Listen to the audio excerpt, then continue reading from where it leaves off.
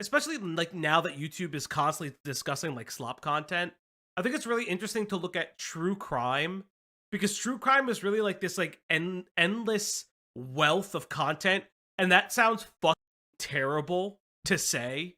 It just was that way.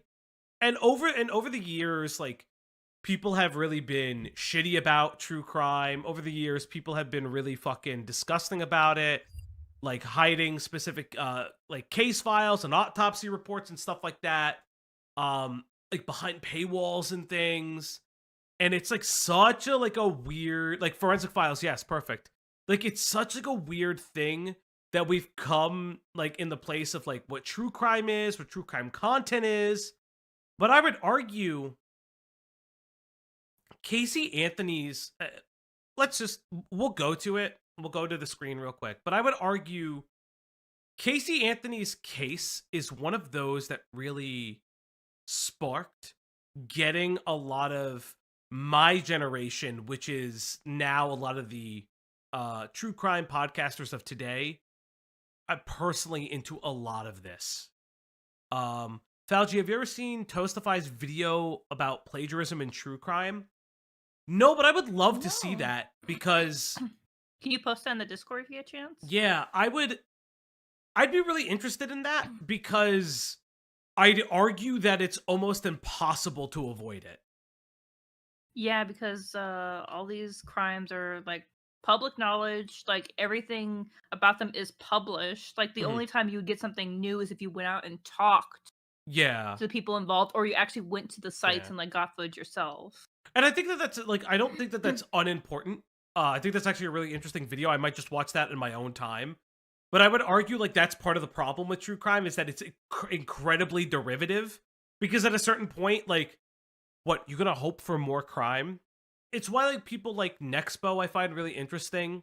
Like Nexpo will do like special interest topics on the internet, some like interesting like true crime unsolved stuff, and then like I know probably in like the last like 6 months, he did a video on like this like plane crash that happened in Japan, and how like fucking insane it was, and all these like different factors into it. Yes, I know, Rena Nipslip. Thank you for reminding me. But it's so interesting, and I think that I'll definitely look at that on my off time. But I think without further ado, chat, let's just get into it. All right, let's go. Bring. Sorry, it looked at me first. Rena. Rena. It winked. No! Okay, free the nip. Chat, if you pay more, I'll free the nip. How about that? You listen, it can all come off. I don't get. No, I'm kidding. I'm kidding. So, why are we talking about Casey Anthony? Let's like have like a real discussion. In the year of our Lord 2025. Yeah. So Casey Anthony has recently come onto the internet and started to really discuss becoming a legal advocate influencer. And we'll kind of get to where she's been over the past couple years. There have been recent documentaries about her. There's like a Hulu documentary. There's like another documentary.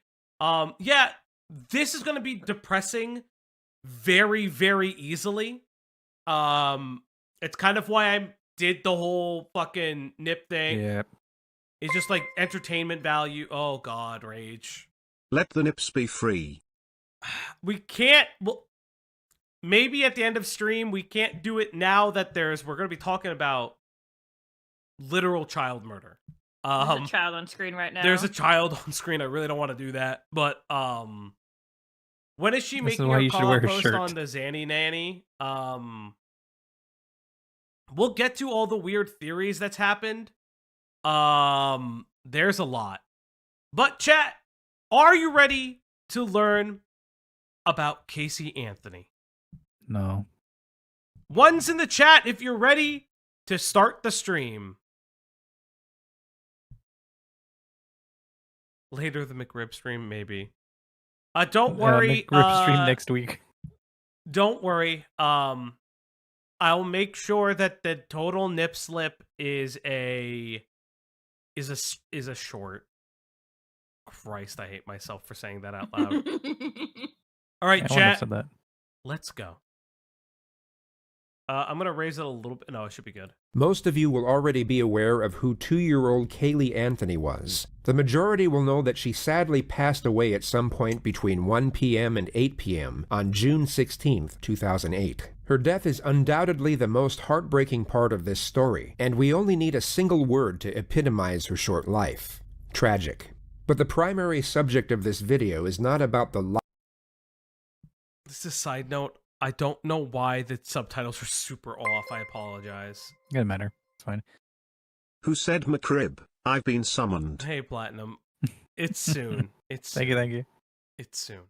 life nor the death of Caylee Marie Anthony. It is in fact about the psychological constitution of her mother. Fuck this bitch. Fuck this bitch. By the way, this is not a robot voice, by the way. This It is sounds a very 4-year-old Robotronic. video. The voiceover artist is featured. I do want to make it very well known. I know that I believe there it, have but been I understand it. there's been a lot of recent allegations with JCS's most recent video. Oh, is I that a don't- thing? Yeah. I That's didn't know that's that. why a lot of people have been accusing they came back to the internet after like over a year. They made a video at like 2023 was the last video. No, they came back recently. That's what I'm saying. 2023 was their last. That came out in 2023. Then it was more recent than this because there was a Oh, video that came out and then they took down because a lot of people accused them of using AI. It's actually like there was like if you look it up, there is like an AI JCS thing. It's like a whole Interesting. thing. Oh, okay. I'll look at it. Yeah, the last video was a re-upload. Yeah, it's like very weird. It's a whole weird thing. But yeah. Let's get back into it. Hey Lemon, how you doing? Mother, 22-year-old Casey Marie Anthony. So rather than tragic, you'll find the words disturbing and perplexing to be Yeah. far better suited to the theme of this video. One of the many reasons this case is exceptional is how the present day's topic of discussion has I'm gonna speed this up a little bit. But yeah, this is subtitles Russian to English? That was bizarre. That explains it. That was What were you watching? I don't recently? even know. What was I watching in is- Russian?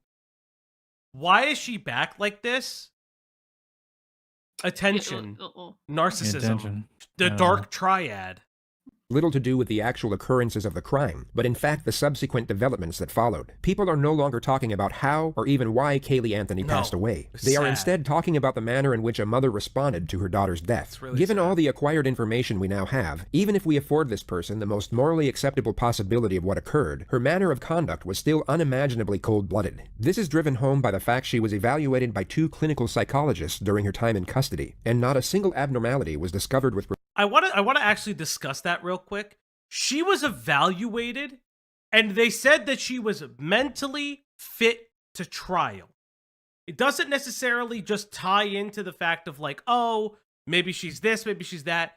Because a lot of people will be like, oh, she's got like narcissistic traits. There's allegedly been new allegations of sexual trauma that's gone on in her life. Apparently, potentially the grandfather. Also, Casey Anthony has now also stated that her child is was conceived during sexual assault. None of that came up in the case. That's only been made relevant as of 2024. I mean, excuse me, 2024, 2025, which is like the strangest part of this. It's so like it's like, why is this new information? Like, why are you discussing this now after all these years when this could have been presented in your trial for your defense? No way. Her Toyo tried to do the sexual trauma thing by the hands of her own father during court case and it was all BS. Yes, but it's like recently come back up again. It's just like, and again, yes, as Mau Square hyper fixates on, and it's exactly correct. None of this matters to the death of her daughter. None of it does. Yeah, it seems like Casey's acting like like most of America has not already seen Mhm. her trial. Like all of us in our 30s know about Casey Yeah. Anthony and what happened And because it was everywhere. like, spoiler alert, like they fucked up. Like the prosecution, the police involved were all fucked up. Yeah, mentally fit means that she's determined to know right from wrong, but probably mattered more on the degree of things instead of competency. Yeah. No, 100%. But I do want to make that known because a lot of people will be like, oh, well, she presents with these traits. Yeah, she's going to present with those traits. But you have to understand what a psychiatric examination for trial means. Because some people just don't know it. It's crazy. Like, this is a crazy case.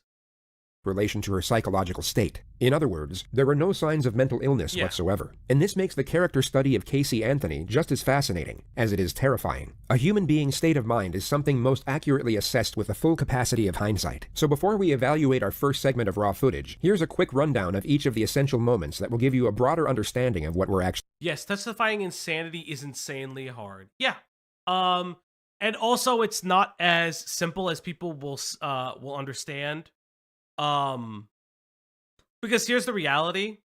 Even if you testify insanity, what happens is you do just go to a like mental institute for a number of years until you're quote unquote better.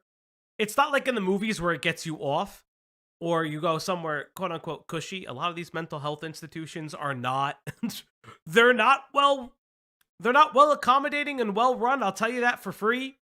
So take that as what you will.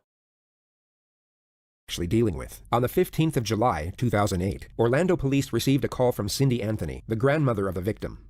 911, what's your emergency? I called a little bit ago, the deputy sheriff. I found out my granddaughter has been taken. She has been missing for a month. Chat. Let's discuss this. A month. The child was missing for 31 days before anyone called the authorities. This case actually went to, like... Daniel Larson. Thank you, Brian Thank you. Isaacs. 31 days, not a single motherfucking call. This case actually led to a law called Caylee's Law, and we'll get to it. And yeah, nobody had seen her since Thanksgiving, and nobody questioned it. No one. Well, if I remember correctly, her mom made excuses. Like they were like out of town or something. Like they were on a trip. There was like she made a bunch of different excuses why, like she didn't like report her daughter missing, or she acted like she wasn't missing. Like I don't. Yeah, it was. We'll find out in the insane. video. Yeah, we'll find out. in We'll the find video. out. But it's an insane case. Talking about a 3-year-old little girl. My daughter finally admitted that the baby's in the store. I need to find her. Your daughter admitted that the baby is where? That the babysitter took her months ago. My daughter's been looking for her. I told you my daughter was missing from... So you'll hear the Zanny Nanny babysitter defense a lot. We'll get to that. We will get there. I just found her today, but I can't find my granddaughter. And she just admitted to me that she's been trying to find her herself. There's something wrong. I found my daughter's car today, and it smells like there's been a dead body in the damn car. Okay, what is the 3-year-old's name? Caylee. Caylee. Anthony. So Casey Anthony's car smells like a dead body. The issue with that is she did retract that statement later on. We'll get there. Okay. We will get there. Caylee Anthony? Yes. How long has she been missing for? I have not seen her since the 7th of June. Is your daughter there? Yes. Can I speak with her? The 7th of June. They want to talk to you. Answer the question. Hello? Hello? Yes. Can you tell me what's going on a little bit? I'm sorry? Can you tell me a little bit what's going on? My daughter's been missing for the last 31 days. Yeah. And you know who has her? I know who has her. I've tried to contact her. I actually received a phone call today, now from a number that is no longer in service. I did get to speak to my daughter for about a minute. Who has her? Do you have a name? Her name is Zenaida Fernandez Gonzalez. To give some context to this bizarre phone call, Casey Anthony had left the family home with her daughter a month earlier, stating that she had a work assignment in Tampa and would be traveling the entire time. Caylee's grandparents would ask repeatedly over the following month to see, or at least speak to their granddaughter, but Casey claimed each and every time that she was too busy with work and that Caylee was with a nanny who went by the name Zenaida Fernandez Gonzalez, or Zanny for short. On July 15th, exactly 6 weeks after Caylee was last seen by her grandparents, George Anthony received a phone call that the family car was at the impound lot. This immediately alerted suspicion, as it was the same car Casey had supposedly been traveling with for work. Suspicion turned into panic once they picked up the vehicle, and George discovered a strong odor emanating from the trunk, one that he recognized from his years as a police officer, and found comparable to that of human decomposition. Through contacting one of Casey's friends... Interesting. So her father, who was a police officer, said, "Huh, this smells like a dead body. Interesting." Her parents managed to track her down at her boyfriend's house in Orlando, where they were found smoking marijuana and watching TV. When inquired over the whereabouts... Interesting. My child is missing for 31 days. You know what I'm going to do? Get really fucking high. Tell no one, not even the police, and be zooted out of my mind. Seems like the picture of innocence to me. Of her daughter, Casey stated that she had been kidnapped 31 days before by the supposed babysitter. It was at that moment Cindy Anthony called 911. 911, what's your emergency? Who has her? Do you have a name? Her name is Zenaida Fernandez Gonzalez. Who is that? Babysitter? She's been my nanny for about 1.5 years, almost 2 years. Why are you calling now? Why didn't you call 31 days ago? I've been looking for her and have gone through other resources to try to find her, which was stupid. I think the officers are here. The officers are there? Yes.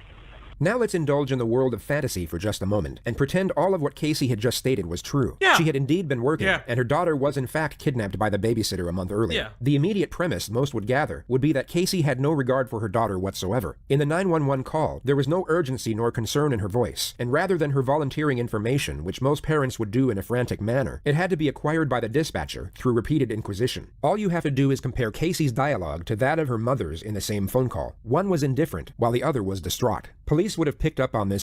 Interesting. That's an interesting comparison. One was indifferent. The other one, extremely distraught. Fascinating, right? Huh. Immediately. Even without the bizarre phone call, the circumstances alone would make Casey the prime suspect in her daughter's disappearance. Exactly. She was immediately interviewed as a witness, which unbeknownst to her, was the detective's first step in locking her into as many lies as possible. The day right now is July 16, 2008. The time right now is 0411 hours. I'm Detective Mellish with the Orange County Sheriff's Office. I am with Casey Anthony, is that correct? Yes. Casey, you understand this is being recorded? Yes. You have any objection to that? No. All right. Casey, I got a call here in reference to a missing child. You took Casey to a babysitter's house? Yes. And who was this babysitter? Her name is Zenaida Fernandez Gonzalez. Okay. How long had you known Zenaida? Almost 4 years. It'll be 4 years Christmas this year. And where did you meet her? Who did you meet her through? A mutual friend. His name is Jeffrey Michael Hopkins. I met him at... I'm concerned for her forehead. A hitman's dream. Let's chat. Thank you for your tip. Thank you for your tip. Let's not do that. Yeah. The video game Hitman, now available on Steam. I'm sure there is a bunch of just DLC, and maybe it's on sale. Maybe the game's on sale, unofficial thing. But also remember TOS, please. Thank you. Nickelodeon at Universal, and I met her through him. She was his son's nanny at the time. Does Jeffrey still work at Universal? No, he does not. How long has it been since he left? About 9-10 months, give or take. How old is this case? So the case originally happened, the original disappearance and then finding of Caylee was in 2008. The case would not be tried for another 3 years, so 2011. He moved up to North Carolina for a short time and moved down to Jacksonville within the last 3 months. How would you characterize your relationship with Miss Anthony? More or less acquaintances. Weren't very good friends? Not very good friends. Did you ever work at Universal Studios? I did. When did you work at Universal Studios? Approximately 2002. Okay. How long did you work there for? 1 year. Did you ever work there at the same time that Casey Anthony worked there? I don't think so. You don't recall ever seeing her there? Never. Did you ever introduce Casey Anthony to a woman by the name of Zenaida Gonzalez? I did not. Did you ever use Zenaida Gonzalez as a nanny? No, sir. Do you have any children? No, sir. Have you lived in the Orlando area consistently since 2002? Yes, sir. Have you ever lived in Jacksonville? No, sir. Have you ever lived in North Carolina? It's just like, yeah, no. All the things that she stated are false. Interesting, huh? Interesting. Oof. The prosecution's doing a real good job, huh? Yeah, you know. Or have you been? No. Have you been? No. Interesting. No, sir.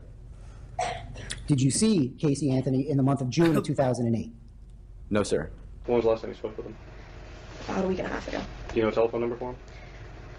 I can find a number for him. I don't know a number offhand. No, I do not. So you met Zenaida through Jeffrey Hopkins. I did. And his son Zach Hopkins, I guess. Zenaida used to watch over Zach? Yes. And when did she start watching over your child? It's been within the last year and a half, 2 years that she started watching Caylee. How would you normally drop off, or how would you normally do the exchange with your child and Zenaida? Would you drop the child off? Would you meet her somewhere? I would usually drop her off. For a few months, we would go over to Jeff's house. He lived over in Avalon Park. And you would go to Jeff's house, why? You would drop your child off for months? You would stay with this random person who says that you've never stayed with them for months? Fascinating. To drop off Caylee.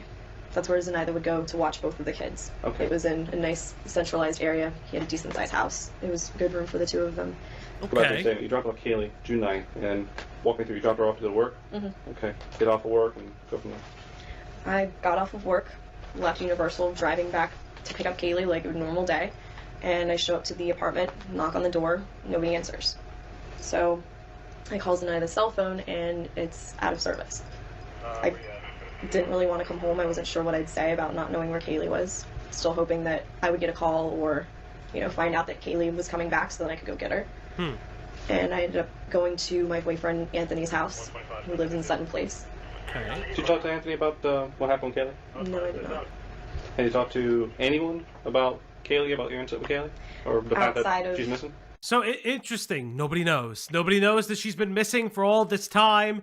Everyone has asked, hey, can we see your daughter? Can I see my grandchild? No, I'm just busy with work. No, I can't believe this. Interesting. Interesting. Just nobody ever asked. Or she would forget. Weird. A couple mutual friends. Who did you talk to about it? I talked to Jeffrey Hopkins. Interesting. Jeffrey Hopkins, again, the guy who hasn't seen her in years, didn't work with her at the time that she says that she worked with him. Weird. He's like, I've never... Yeah, no. Yeah, she told them. She 100% told them, guys. I talked to Juliette Lewis. She's one of my coworkers at Universal. Okay. She works... You still work at Universal? Yes. What do you do at Universal? An event coordinator. Okay. What is Juliette? What position is she? Where she works? She's also an event coordinator. We work in the same department. Interesting. Juliette Lewis doesn't exist. Casey had briefly worked at Universal, but hadn't been employed there for over 2 years prior to this interview, and she wasn't an event coordinator. She stood behind a kiosk and sold photos of people after they had been on the Incredible Hulk ride. Yeah. Damn, girl, you lied that hard. Interesting. Pathological liar. Fascinating. Who's Juliette Lewis? Who the fuck is she? She don't exist. Can't even explain what her job is. Can't tell the police facts about her actual life.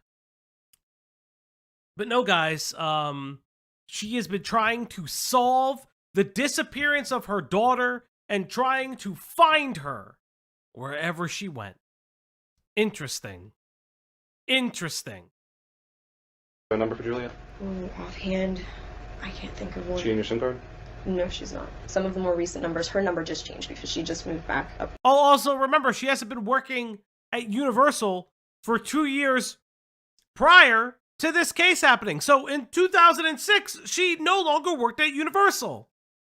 She, within the last 2 months, has finished moving up to New York. She's subleasing her apartment. So Juliette doesn't work at Universal? Subleasing.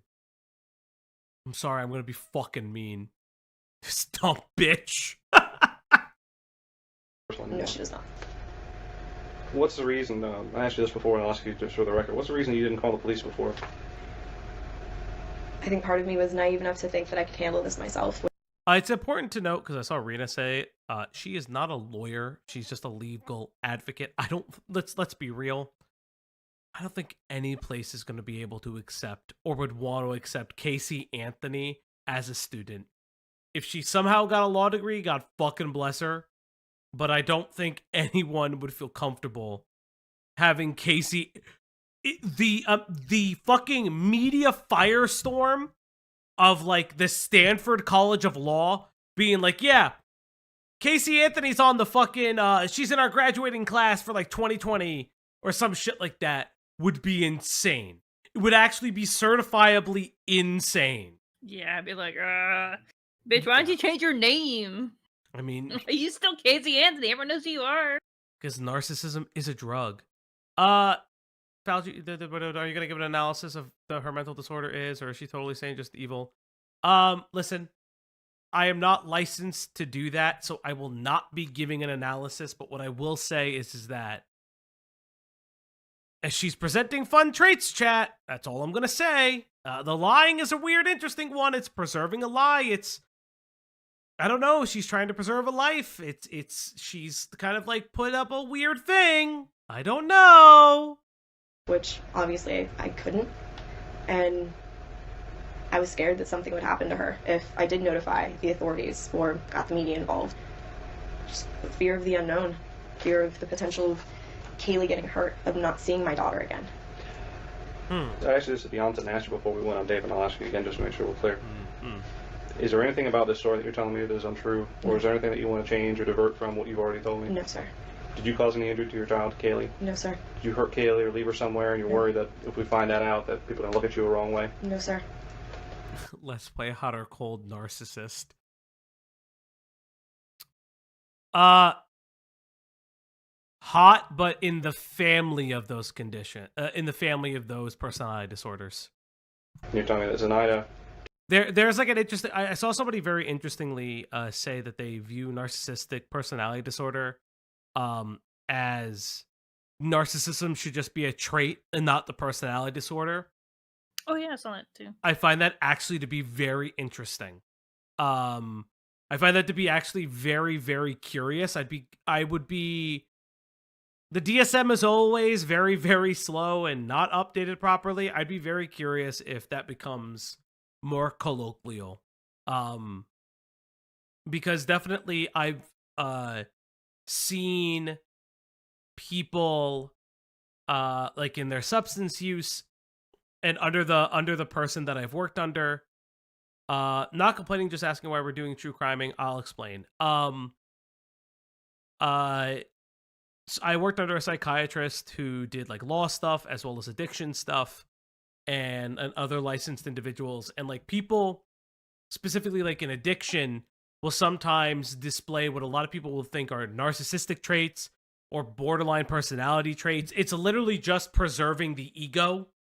It's just doing anything to like preserve the veneer of a self, because admitting that you are admitting to the disease process of addiction, or just baseline admitting that you have a problem, or the problem continues to manifest and interrupt your normal everyday life and is like fucking with the way that you're living, is a very hard thing to do.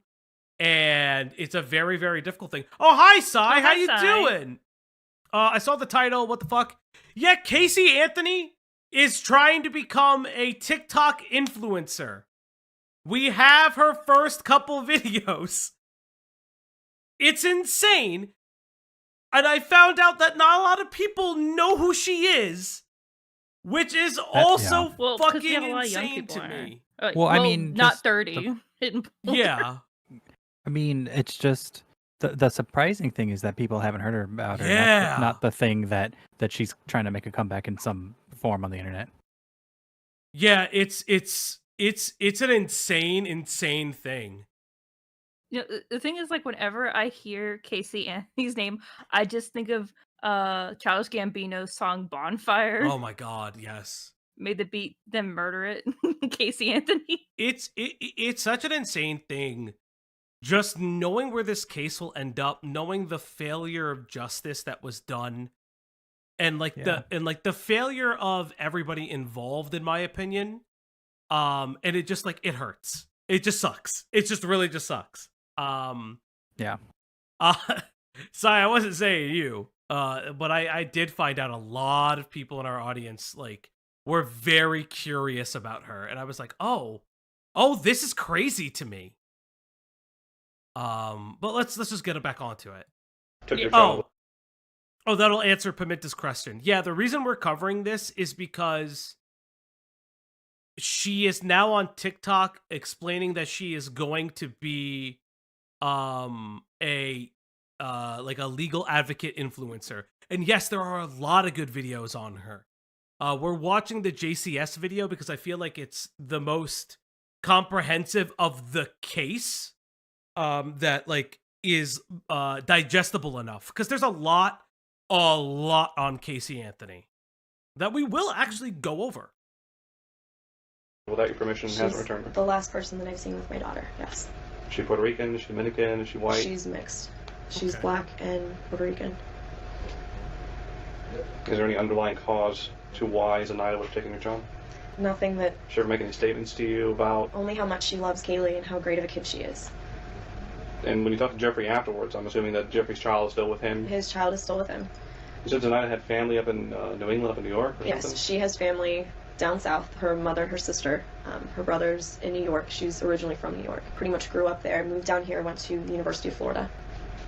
Zenaida, the nanny, doesn't exist. Casey never had a babysitter. Being the retrospective viewer, we have the benefit of knowing these are outright fabrications, and these meticulous details are a textbook sign of a pathological liar.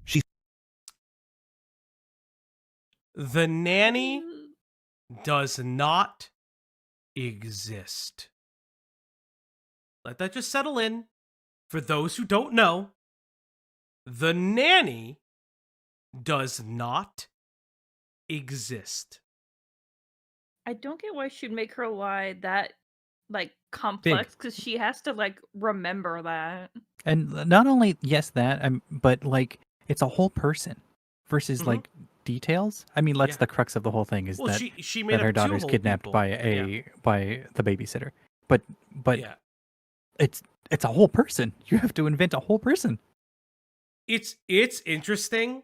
I'm often reminded about the case that happened a couple years ago regarding the white lady, and it does matter that she's white.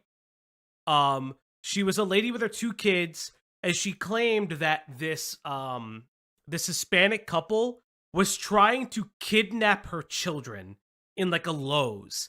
Called the police, did all this. Yes, Papini. I believe it was Papini. All of the no, was it Papini or was it a different one? Papini made up being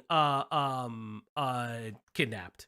There's so many fucking people. And so she calls the police, does all of this, and it comes to find out not only is she obviously lying, the couple she accused of attempting to kidnap her kids is a hyper-respected Hispanic couple in their community. They're pillars of their church. They're like the squeakiest clean motherfuckers that have ever existed. Like, they're like the kindest people that have ever existed. It wasn't it a Michael's? Yes, yeah, something like that. And it's just like, we are at this point where the pathological lying, and a lot of people like ask, why do people like pathologically lie? Why do people do this? Why do people do that? And it's like, one of the features of a pathological liar is believing it. You have to truly like believe in what I've read, you truly have to believe the lie that you're giving to tell it so convincingly. Why did they make it more complicated? Because a lot of people, when you lie, a lot of people think that making it overly complicated gives it more credibility, more validation. Because why would someone disbelieve the truth you're giving them that is so connected to all these other person's stories, so connected to these people, who these persons are? It is like, Valji, no more pathological liars. I'm so tired. I'm sorry, buddy. But it's just like just part of it.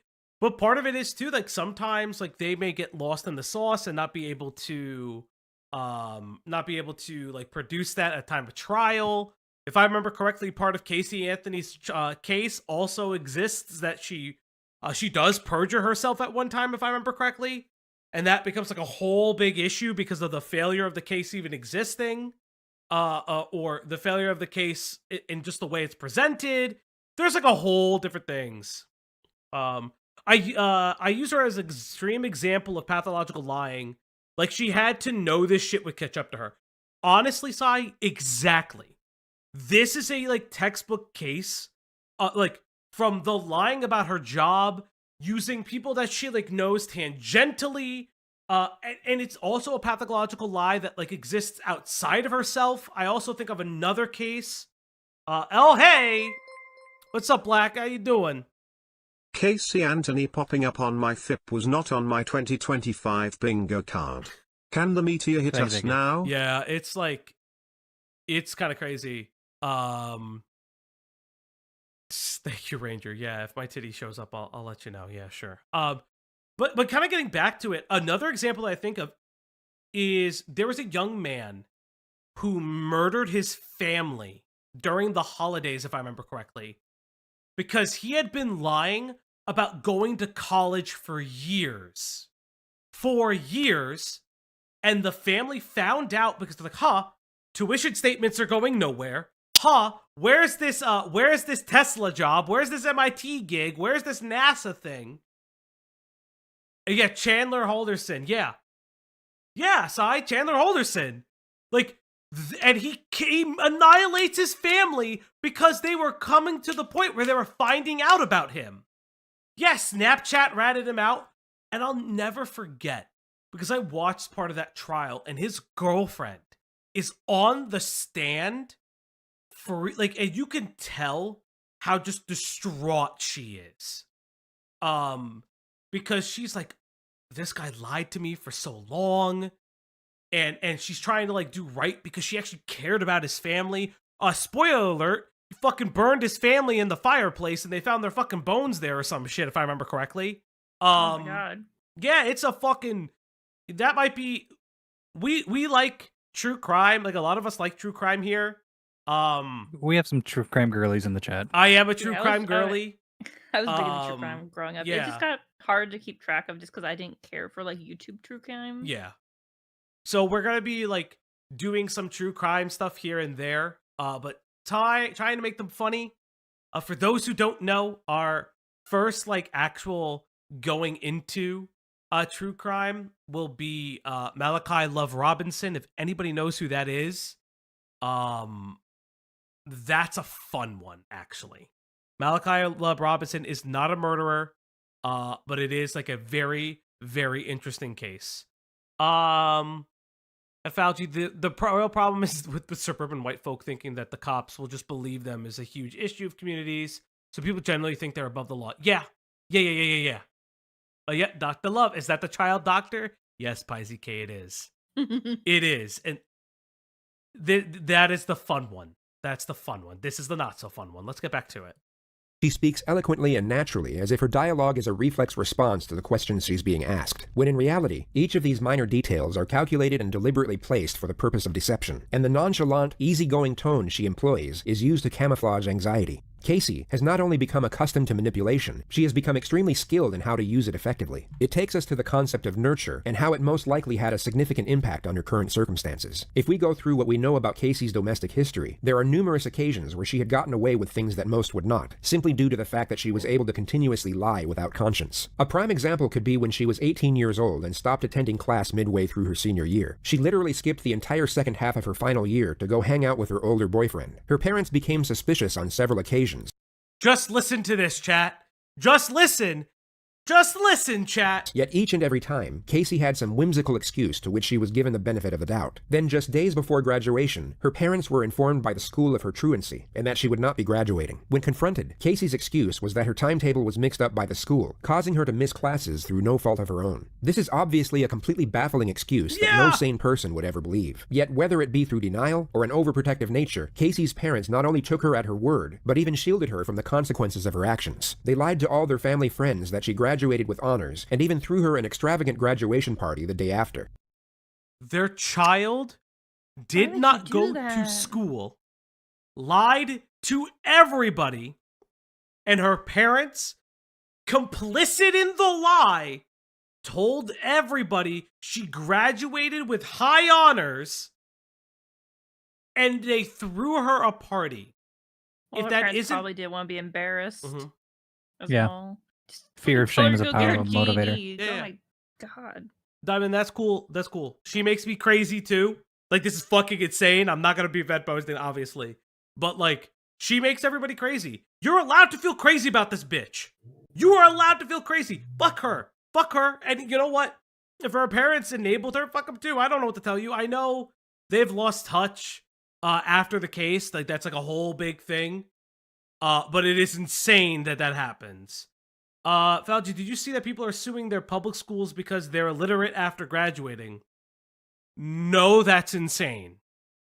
I knew the family, her parents protected her as if memory serves. They tried to have kids for a long time. This was their miracle baby. Jesus Christ, I hope that's... Yeah, no, if I did this, my mother would have, like, literally... Okay. Let's have a conversation Yeah, my about parents would have killed me. children, about being a child. What? So my mom was my Spanish teacher in grade school. And one day in the 7th grade, my entire class was pissing them off. I was pissing my mom off. She literally put the eraser down and said, I could smack every one of you in this class and get 2 phone calls from parents. My class was 27 people. It was an insane statement. No, the But thing is, she when I wasn't wrong. She wasn't fucking wrong. That's the saddest thing. She was absolutely correct. After the initial statement you just heard, Casey was asked if she could take police to all places of interest. She happily obliged, and then proceeded to lead them to a multitude of fake addresses which she had nothing to do with. She then took them to her Jesus supposed Christ. office at Universal Studios, and literally led 3 senior investigators to the very end of the building, taking over 25 minutes to walk to, before she finally turned around, put her hands in her back pockets, laughed, and admitted that she didn't work there. Completely dumbfounded, the detectives placed her under arrest and took her to a conference room in the building for what was essentially an interrogation. Since I left you this morning, I've gone to every address that you've told me. I came over here, I've already talked to all the employees. I found out all these names that you're giving me are people that either never worked here or have been fired here for a long time ago. Jesus Christ. So where we are right now is in a position that doesn't look very good for you. Because obviously I know, and you know, that everything you told me is a lie, correct? Not everything that I told you. Pretty much everything that you've told me. Not including where everything. Caylee is Hey, right hey. Not everything that I've told you. My daughter is still missing and dead, by the way. That's not a lie. That's not a lie. My daughter is still missing. But she lied about everything. Lied about knowing Jeff. The 2 women that she said existed do not exist. A whole like everything. She lied about everything, and it was so fucking obvious. But again, you will find out why she got off, and it will piss you off. I don't know where she is. Sure you do. And I absolutely do not know where she is. let me explain something. Looking at you, I know that everything that you told me is a lie. I am very confident, just by having talked to you this short period of time, that you know where she is. I legitimately have not seen my daughter in 5 weeks. I didn't let anything happen to her, except I trusted her with somebody that had been taking care of her, that had been taking good care of her. Someone that she was comfortable with, that I was comfortable with. What about Jeff? You said Jeff worked here until about 2 months ago? No, he hasn't worked here for quite a while. 10 months? How long? It's been at least 10 months. Okay. He got fired in 2002. He hasn't been an employee here since 2002. We put a lot more together than I think you realize we put together. My question to you is, we're in this office because our purpose in coming here was to do what? I'm trying to think of places where I know she's been. You're not answering my question. Do you want us to help? Yes, you help us find your daughter? I do want you to Well, help. good starting point would be to answer the questions, okay? If I say we're here because, and then you just ignore that like I never asked it, and go off in some other direction, is that answering the question? No. Okay. Well, let's go through this again. We're here because. because I lied, because I brought you up here, and honestly, I was reaching for No, stop right another here. avenue. I want you to tell me how She admits that she lies. Oh, this is when she led them around. Yeah. She never worked where she said she worked.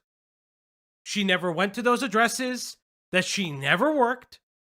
That's why it's important to re-educate people why Casey Anthony is a fucking pathological liar. And it's insane that she is allowed to be on a fucking TikTok saying that she's a fucking legal advocate. It's insane. And it pisses me off to a degree that I can't fucking say on YouTube. lying to us is going to help us find your daughter. It's not going to. Well, then if the main thing you want to do is find your daughter, and you don't think lying to us is going to help us find her, why would you do that? Because I'm scared, and I know I'm running out of options. It's been a month. What are you scared of? I'm scared of not seeing my daughter ever again. I'm a parent too. I would have been beside myself. I have been. I would have called the police immediately, and that's the part that I just don't understand. Well, I didn't know we've got so what many to do. resources out there that we could help on day one. You didn't know what to do. I didn't know what to do. At that point, I'm thinking, okay, they haven't been gone that long. Maybe I can find them. Maybe I can track them down. We're not stupid, okay? And what you're doing right now is you're treating us like we're stupid. Everything's coming out of your mouth is a lie. Everything. Either you gave Caylee to someone and you don't want anyone to find out because you think you're a bad mom, or something happened to Caylee and Caylee's buried somewhere or in a trash can somewhere, and you had something to do with it. Either way, right now, it's not a very pretty picture to be painting. You're painting yourself as a very bad person. It needs to end. The truthful thing is that I have not seen my daughter. The last time that I saw her was on the 9th of June. Remember we had those two people that we were talking about, the person who had an accident and a person who's just a cold-blooded, callous monster? That's telling me that you are the second person, this cold-blooded, callous monster who doesn't care and doesn't want to help because she's afraid that something so heinous happened that everyone's going to look at her and say, she's a monster, she deserves to go away, she deserves to never see the light of day, this bad thing should happen to her. I don't want to believe that right now, but you're giving me no choice. Tell us what happened to Caylee. Tell us what happened to Caylee. I dropped off Caylee. And that's the last time that I've seen her. I dropped her. Where did you drop? Remember, this person doesn't exist. I dropped her off at that apartment. No, you didn't. That's exactly where I dropped her off. Did you just think that one day she's just going to show up at your house? No, I sat around yesterday trying to figure out what to do. I'm glad that I ended up seeing my mom, that all of that stuff happened. Happened for a reason. Because You're glad you saw your mom. You could have saw your mom 5 weeks ago and said, Mom, I don't know I what... saw my mom's reaction right off the bat, and it would have been the same from the get-go. So wait a minute, you're more afraid of your mom's reaction than you are if you ever see your daughter again? No, I'm absolutely petrified. Absolutely petrified. I know my mom will never forgive me. I'm never going to forgive myself.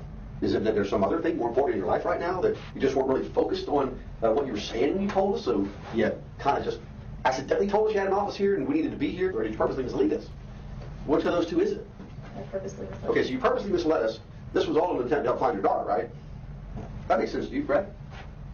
in a backwards sort of way, yes. Backwards sort of way? I'm coming back to places that are familiar to me, that I know are familiar to her. No, you're not. Justice is not served in this case. Everything surrounding this case is a failing on Caylee, really, but just on the legal system entirely of having. Yeah. Would help. She's almost 3. She's almost 3. What do you think she's going to take a cab here? I mean, I know how do you think she's going to get here? Because she's with someone else. She's with someone else who's hid her from you for 5 weeks. Yes. Why would a person who has hid your daughter from you for 5 weeks, okay, bring her to the building that you used to work at? I don't know what else to do anymore. If I knew where she was, if something would have happened, I would have admitted that a long time ago. Do you believe thinking up more lies to tell us will help us? She's with someone that I absolutely do not trust, and that I'm absolutely scared that you don't trust yet was babysitting your daughter for a year. I don't trust her now because of what happened. Who did you call first? Who did you go to for help first to help try to find her? No one. Oh, no one. Okay. All right. Okay. Well, I'm glad we got that straightened out. Casey was then taken to the county jail, where she in the evening hours was able to make a phone call, and just happened to see her mother on the local news moments before speaking to her. Casey? Mom. Hey, sweetie. Oh, I just saw your nice little cameo on TV. Which one? What do you mean, which one? Which one? I did 4 different ones, and I don't know. I haven't seen them all. I've only seen 1 or 2 so far. You don't know what my involvement is and stuff? Casey. Mom. What? No. I don't know what your involvement is, sweetheart. You're not telling me where she's at. Because I don't f***ing know where she's at. Are you kidding me? Casey, don't waste your call. No. Scream and holler at me. Waste my call sitting. Does this sound like someone who is remorseful? Does this sound like someone who's hurt about the fact that like their child is missing, has done everything and anything by herself to find her child. It's this isn't a good comparison, but if you ever watched like a Jerry Springer or like a Maury, she's speaking to her mom in the same cadence that these like disgruntled teenagers speak to their parents when they hate them type of thing. Like this, it's like tone policing, whatever. But like she's, God, I never wanted to. I haven't looked at that Peacock documentary because we lived through this. Like I know all the information. There's nothing new that they could possibly provide to me 10 years on, you know? Yeah. But it sucks. So this sucks. This sucks. I hate it. This is like the part of true crime that sucks when it's not like fun crime per se, like a fake doctor, like a child faking being a doctor. This is like insane. This is insane. But it's important to raise awareness about who she is. I see a lot of people in chat being like angry and sad that we're covering this. You should be. But it's important to bring awareness to this because she's trying to make it as like, this is not like fucking moral flagging, whatever the fuck you want to call it. Like this is really like, I can't believe this person is trying to make it as an influencer now. It's insane. Insane. In the jail? Whose fault is you're sitting in the jail? You're blaming me that you're sitting in the jail? Blame yourself for telling lies. You mean it's not your fault? What do you mean it's not your fault, sweetheart? If you'd have told them the truth and not lied about everything, they wouldn't... Do me a favor, just tell me what Tony's number is. I don't want to talk to you right now. I don't have his number. We'll get it from Lee because I know Lee's at the house. Get Tony's number for me. Hey? Hey, can you give me Tony's number? I can do that. I don't know what real good it's going to do at this point. Well, I'd like to talk to him anyway. Okay. Because I called to talk to my mother, and it's waste. Oh, by the way, I don't want any of you coming up here when I have my first hearing for bond and everything else. Like, don't even waste your time coming up here. Huh, interesting. Where's my child? Have they found her? Please, guys, please. None of that. None of that. Wasn't she trying to be a bounty hunter at one point? So you'll find later, I don't know if it's in this video, but she worked as a private researcher for a private investigator that helped with her case. Because it was the only person who would like house her and like literally be around her. Really remorseful, guys. Really just, Casey Anthony, fucking picturesque, doing everything right, guys. Doing everything fucking right. I just want to talk to Tony and get... In what relation to Casey is Lee? I think like a friend or something like that. Lee was the brother? Is that what it was? Potentially, like, this is where, like, everybody is trying to help her in her personal life, and she is just like, fuck you guys, give me Tony's number now. If I don't talk to Tony now, I'm gonna lose my fucking mind! That's what she fucking sounds like. A little bit of... Casey, you have to tell me if you know anything about Caylee. If anything happens to Caylee, Casey, I'll die. You understand? I'll die. If anything happens to that baby. Oh my god, calling you guys? A waste. Huge waste. You see how everybody is crying about her baby? Except her? You see how everybody is literally sobbing about her child? And she says, it's a complete waste of time to speak with you, my family. Now, I talked about this before. If chat, you remember our last stream, we talked about external locus of control with Jar. It's everybody else's fault that I'm in this situation, not my own. Everybody else did this to me. The world is against me. It's not my fault. Casey appeared in the court the next morning and was initially denied bail by the judge. He cited his reason as her undeniable disregard for the welfare of her own child. She was kept in protective custody, and it would be 9 days until she received her first visit from her parents.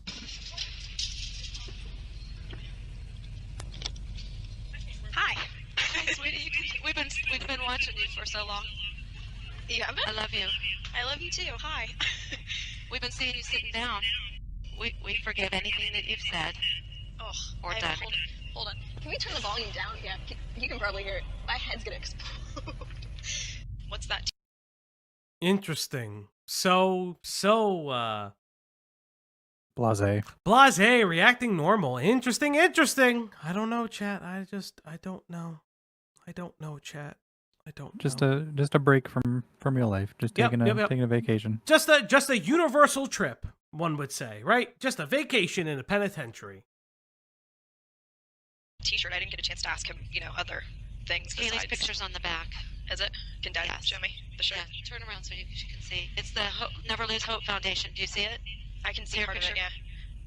Have you seen me? And then it has the information on how to contact. Okay. Casey, you don't realize that the whole United States is looking for our Caylee. I know that one. Her cover's going to be on People magazine in a few days. Okay. With a readership of over 46 million. Imagine. On the fucking magazine, your missing child, nobody can find your child. This isn't like your child's on a milk carton. This was national headline news. For those who are maybe too young to remember, magazines like People magazine were like in every fucking home. Like, newsstands, like all of these things, like grocery stores, like Targets. Yeah, like I don't know if they still have them at grocery stores, but you would go to the end of a grocery counter, like where where you would pay, and they would ring you up, and they would literally have like smaller versions and big versions of magazine covers. So, like, you'd have People and then, like, a conglomerate that was, like, the tabloid version of People. It's like there's no ounce of remorse. There's no ounce of care. Her child being on a fucking magazine is so matter-of-fact to her. It's, like, so weird. Like, her image of, like, Caylee, like, on her, like leaning on her hand was everywhere. Everyone was, like, deeply familiar with, like, what this girl looked like. It was her and like another girl that disappeared who had like a very strange like different type of like eye sort of like thing. I can't remember her name. Not heterochromia. It was something. And even she had like yeah. No, I was gonna say, like, even following this day to day, week to week, like I like the public was aware of like, because all this information is coming out about Casey, but like we knew it, like, not the details of what eventually happens, but that Casey was at fault, like 100% for this. And so just at the whole entire time of all this coming out, we were all like, it felt like the whole nation was on the same side of it. Yeah, like the whole, like, it's very much like, and it wasn't so, and I'm sure JCS will get into it. This was very much different to OJ's case, right? Yes. OJ was beloved for a lot of reasons, had a maligned life for a bunch of other reasons, obviously, but it wasn't as captivating, in my opinion, from what I remember. Throughout the trial, there was nothing as captivating as, if the glove don't fit, you must acquit. There was nothing ever as captivating about that in this trial.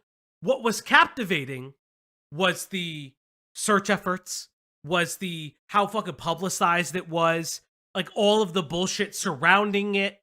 And then finally, what happens at the end, which, I mean, a lot of people have discussed it, she's not found guilty because of constant incompetence in police work, in my opinion, and in other things. We'll get to it.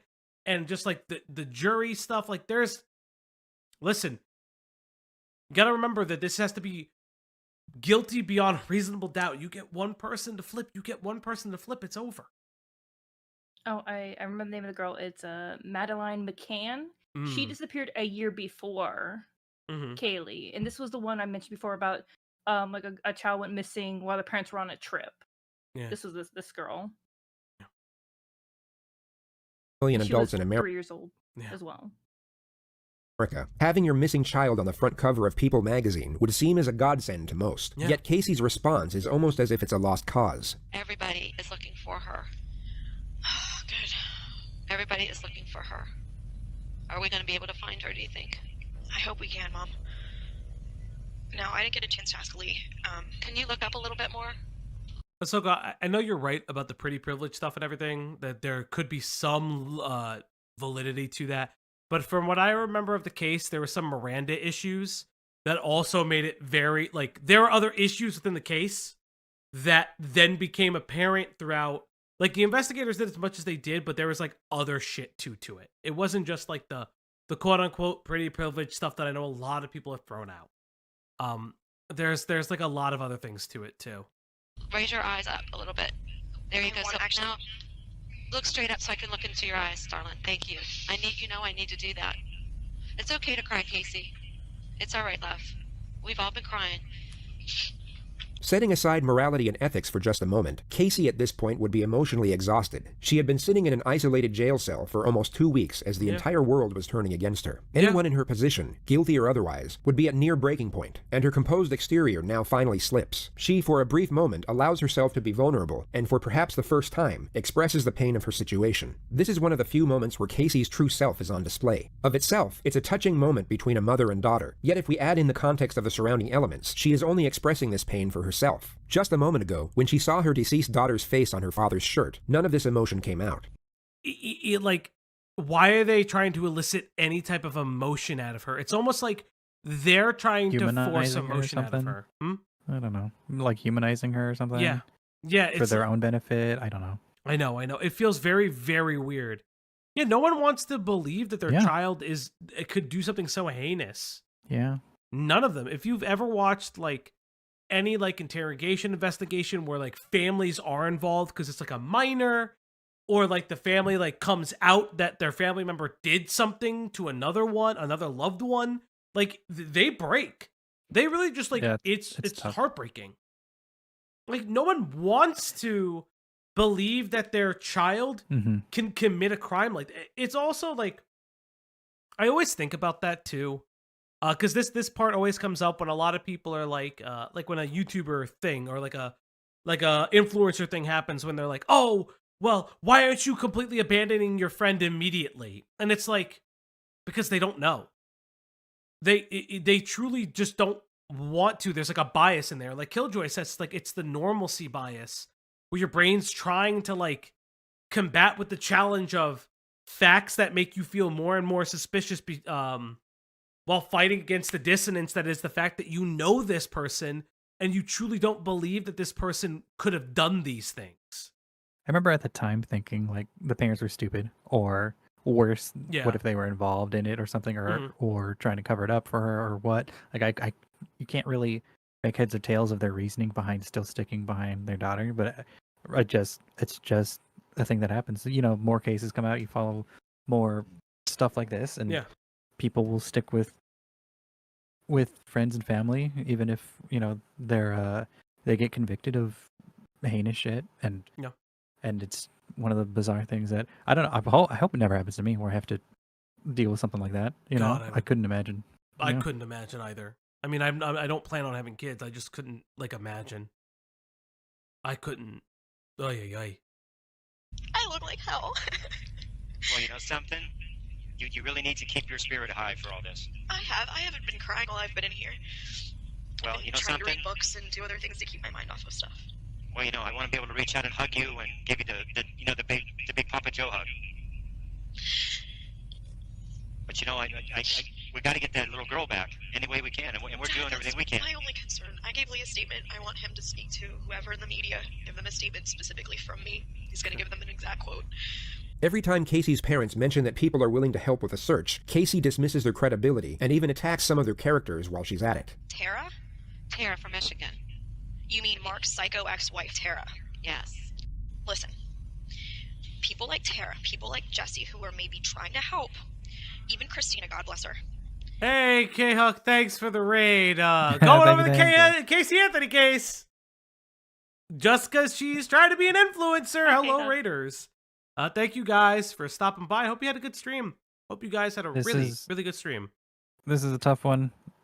Please, if you got to tap out, we understand. This one's a tough one. This will most likely be an edited VOD later. But yeah. Maybe, I don't know yet. I don't know what the hell they're talking about. I want you to know, I want to take your pain away from you. So, you know, you can tell me anything. I know that, Dad. I miss you. Yeah, imagine shit-talking people who are trying to look for your kid, regardless of how you personally feel about them. Imagine saying, well, this bitch is a whore, this girl, psycho, blah, blah, blah, blah, blah, blah. That's the moment where you set aside your differences and you find the kid. Yeah. They have come together. Hey, Corey, how you doing? They're coming together to find who did this. And then now, and spoiler alert, she will throw her father under the bus later. And continues to, to this day, allegedly. It is, she'll throw him under the bus. You'll see it. You'll see it. It does not get better. No, this just only gets worse. I'm going on a soul-crushing speed run. I'm listening to this in one monitor, and I have my Twitter opened. Yeah, find something. Listen, if I could do the fruit thing, I would do the fruit thing.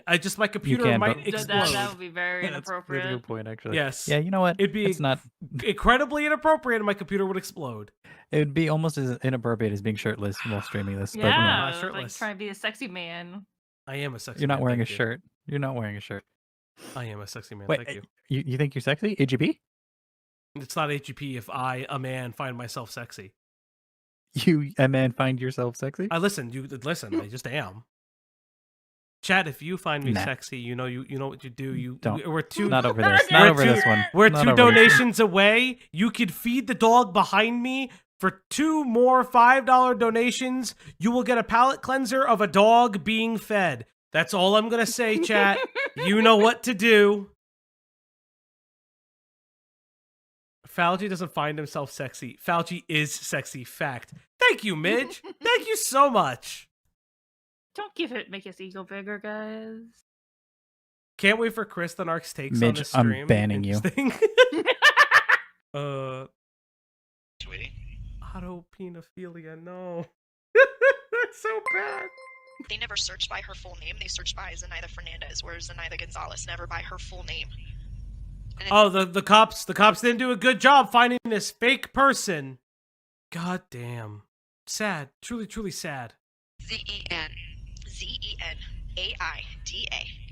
I don't think she has a middle name. There was never a middle name on anything that I remember seeing. And I know she went by both last names. She always has.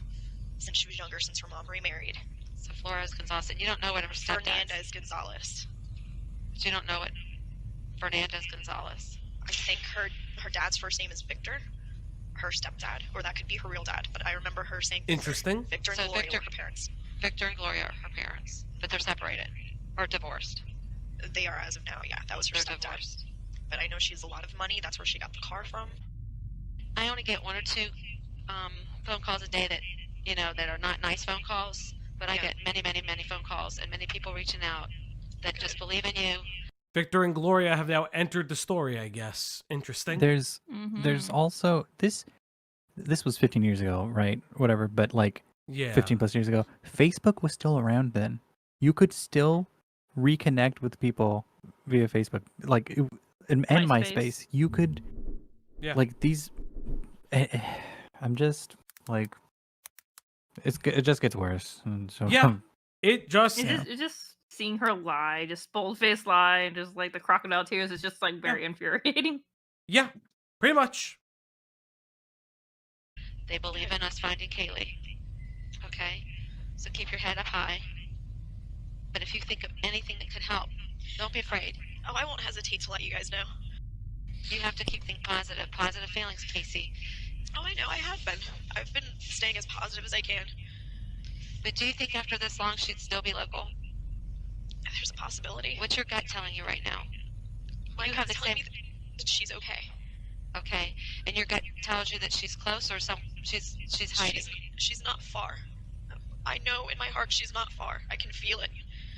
This was perhaps the first time Casey told the truth when speaking of her daughter's whereabouts, as she indeed wasn't that far away. Her attorney, Jose Baez, eventually managed to get her bail, and Caylee was fitted with an electronic monitoring device and released on August 21st. She had spent just over 1 month in custody. 2 months later, police were granted permission to arrest Caylee on the charge of first-degree murder. She was taken in for interrogation, but immediately requested her right to counsel. She was kept in the interview room while awaiting her attorney, and the released footage of that period is so bizarre to the point where it's almost comical. The detectives give off a passive, yet glaringly obvious vibe that lets Caylee know exactly what they think, being that she is guilty of her daughter's probable death and a fundamentally terrible human being on every imaginable level. Caylee's response to this is to essentially ignore it and act as if the discourse between them and the situation itself is an everyday occurrence, one that perhaps doesn't concern the disappearance of her daughter, for which she is being charged for. You'll notice that she effortlessly maintains the same confident and talkative disposition that she had in her previous interviews with police. It's almost surreal to watch given the circumstance, and the visual element adds an entire new level to the absurdity.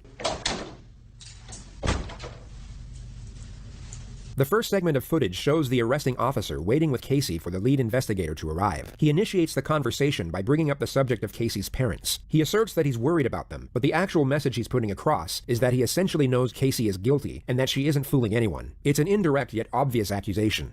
I was afraid that some of what I said to them probably offended them because I told them that if I find out something that you don't want to hear, I'm going to tell you more. Well, honestly, they'll respect that. That's just, the type of people that they are in the same way. Interesting. Okay. I know they are. It was never my intention to piss anybody in your family off. I'm not in it to get a conviction. I get nothing out of it. I get zero. Exactly. You have a job you're trying to do. I've found a few, and I've not found a few, and it sucks both ways. Yeah, I agree. So, it is what it is. But where I get sideways with people tends to be when attorneys get involved. I've heard most people say that. They don't like attorneys very much. I have many family members that are attorneys. I have no problems with attorneys. What I have problems with are, at some point, we have to set aside the rules, and we have to find kids. And you know what? So be it. That's why I told you in the car. If you tell me anything now, I'll get up and say, yep, I heard it, and she'd already invoked it. We can't use any of it. That's just the way it is. Interesting. That's all that matters to me. Yeah. The detective here has essentially just asked Caylee for the information he knows she has about her missing child. Rather than retaliate and refute the blatant accusation, Caylee continues with her sharp responses of accordance, as if to say she agrees, and knows exactly where the detective is coming from. Yet, although she apparently agrees, she offers no information or follow-up dialogue thereafter. I do want to make it very important to note, as it is like something that I want to say, it doesn't make you guilty if you ask for your lawyer when speaking to police. I'm sure Caylee thinks it makes her look very innocent to not have her lawyer present when this conversation is going on, because she has representation at this point, which means she could easily be like, you know what? I want my lawyer present when this happens. Just want to make that very, very, very real. It's dumb to not actually ask for a lawyer, and cops lie. Yes, that is and they are allowed to. Legally, they are allowed to elicit a confession. They are legally allowed to lie in certain cases. That is like a huge, that's a huge thing that a lot of civil rights attorneys have fought against for years, is that the fact that police are allowed to lie. You should always be speaking to police with a lawyer present. Don't That's apologize. Told me never let a cop search your car without a warrant. Never talk to a cop without a lawyer. Yep. They're allowed to lie. What the hell is up in America? Many things. I also believe I also think they're allowed to fudge the truth in.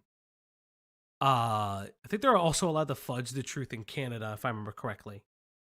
So that's a fun. They cannot entrap, but they can lie. Yes, and I believe in Canada they can also kind of do that, which is a fun fact for you.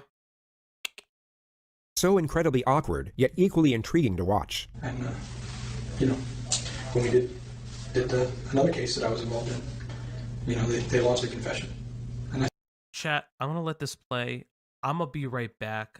I'm gonna make myself a cup of coffee, and I will let my best friends in the world do what they do. You know what? Yeah, I'll just let it play. I sat there and I looked right at the guys that we worked with. I said, that's not what's important. Who cares? Yeah. We found her. And he's going to get what was coming to him. That's not my job. And it works out in the end. And it works out in the end on all sides, to be honest with you. It may not be comfortable for everybody. Yeah. And I've done things that if I get caught for, I'm not going to be comfortable, I can tell you that. It's just the way life is. You know, but it's not the end of the road either. And that's what we have to keep in mind. It's not the end of the road. And she's acting like she's like. Casey in then a, casually brings up the topic of waiting the grand room. jury and the media surrounding her Just murder trying to, trial. like, just She raises the questions wait as for if time she's to talking about pass. her favorite daytime TV show. Yeah, But if the subpoena itself is just a regular federal Yeah, or certain grand jury things are subpoena, that's public public record. knowledge, yeah. It doesn't say what it's for. It doesn't say what case it's in. It doesn't. It just says you're subpoenaed to appear before the grand jury. Well, with them announcing that there was going to be a grand jury, obviously my name was thrown out, and they knew who the grand jury was for.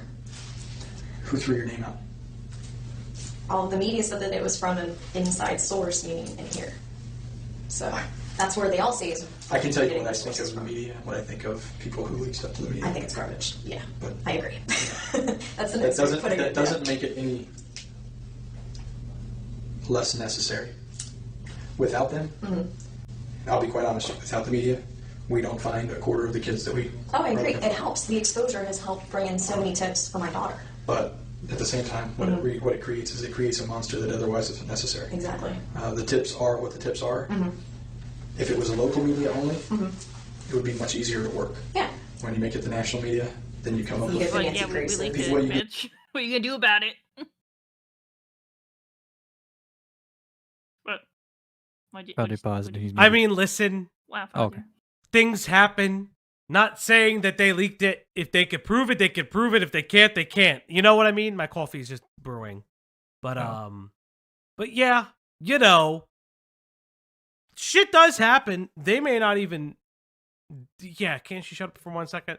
I mean, this is her interrogation. She kind of does have to speak, to be fair. But I get the sentiment. I get that, but it's just like when you talk to the lawyer, they said, "Shut the fuck up." Just shut the fuck up. That's Again. it. It's all they say. Again. Well, let's just continue. I'm gonna grab my coffee, but let's continue. You get the tips also that come from Hawaii that say, I saw Caylee. Oh, really? Okay, let me call Hawaii, let me send them out, let me do and that. ones that are a little bit closer Those are what I range. consider local, because Yeah. the local It's in stations close are going to range. cover that. Yeah. That's contiguous to the state of Florida. That's not. When people are only getting their information from the Nancy Graces or from Globe magazine or People or Nancy stuff Grace, like that. yeah. Are you kidding me? You're not going to do bad, right? I actually don't think I ever heard the Nancy We're Grace going to call stuff. him on my cell phone. Okay. I know this is. Oh, yeah, that's not good. Pull I back probably there. have to watch it again. Don't worry, Just slide your hand out. No, I put it- honestly I don't even know what can't. you're So they're a little tight. I don't see. Thanks for entertaining us. Just slide your Way to hand go, out. Corporal Edwards. Actually, if I could, I would have done that for you. Do you know Baez's phone number off the top of your head? No, I do not. How can you get his cell number? Nancy Grace Or his responds number? to Casey I know his office number. What is that? 407. I've identified myself. You know why you're in custody. Yes. And you signed this. You want. What about Casey Anthony's TikTok? Oh, Nancy Grace reacted to. her Are you TikTok. serious? That's crazy. Bro, we live in a fucking simulation. I When Nancy fucking- Grace of all fucking people is like, this bitch doing a TikTok, I'ma react to this. Oh, I have to laugh. I have to laugh because, like, there's no way. I'm sorry for the viewers who don't like when I get loud, but I have to laugh because we live in a fucking simulation. We just have to. Like, there's no other way to even, like, I can't even. I don't think we could technically react to it because I don't know if Nancy Grace will like attack us from on high. I mean, if it's on a YouTube channel, I don't see why not, but it's Oh, okay. yeah, it's on YouTube channel. Yeah, I posted it. I don't know. I don't know if she. I don't know if she's like litigious or like what she does with like true crime is like also like in a weird space. Like a lot of people. Oh, she also reacted to Casey Anthony's new docuseries.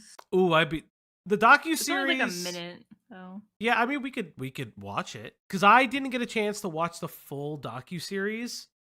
I read up on it. There are some new allegations, and I'll spoil it now. Part of the docuseries on Hulu is alleging that.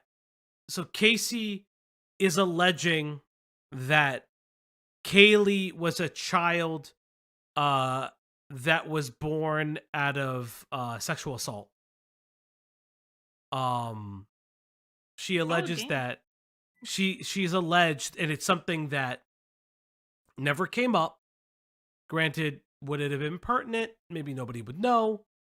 But she's now alleging that Caylee was a baby that was born when she was drugged and assaulted. Yeah. Yeah. Do you want a weird update derailment? Go for it. I'm pinging you so you can find it. Yeah, she claimed that she was drugged by the boyfriend and then assaulted at 18. Yeah. There's like a lot of stuff. Like The thing that like boggles my mind is why would she say like, oh, this random nanny kidnapped her and not the boyfriend? What is like? Do we even know who Caylee's father is? She doesn't know. HC3, she's been Unbanned on Twitch now. Oh, I have to get my dinner. I'll be right back. Okay. Interesting. 99% sure Hassan has called Dan Clancy and told him to unban me because they look cartoonishly evil. I don't understand. Okay. Ethan Klein is like, I don't understand this man anymore.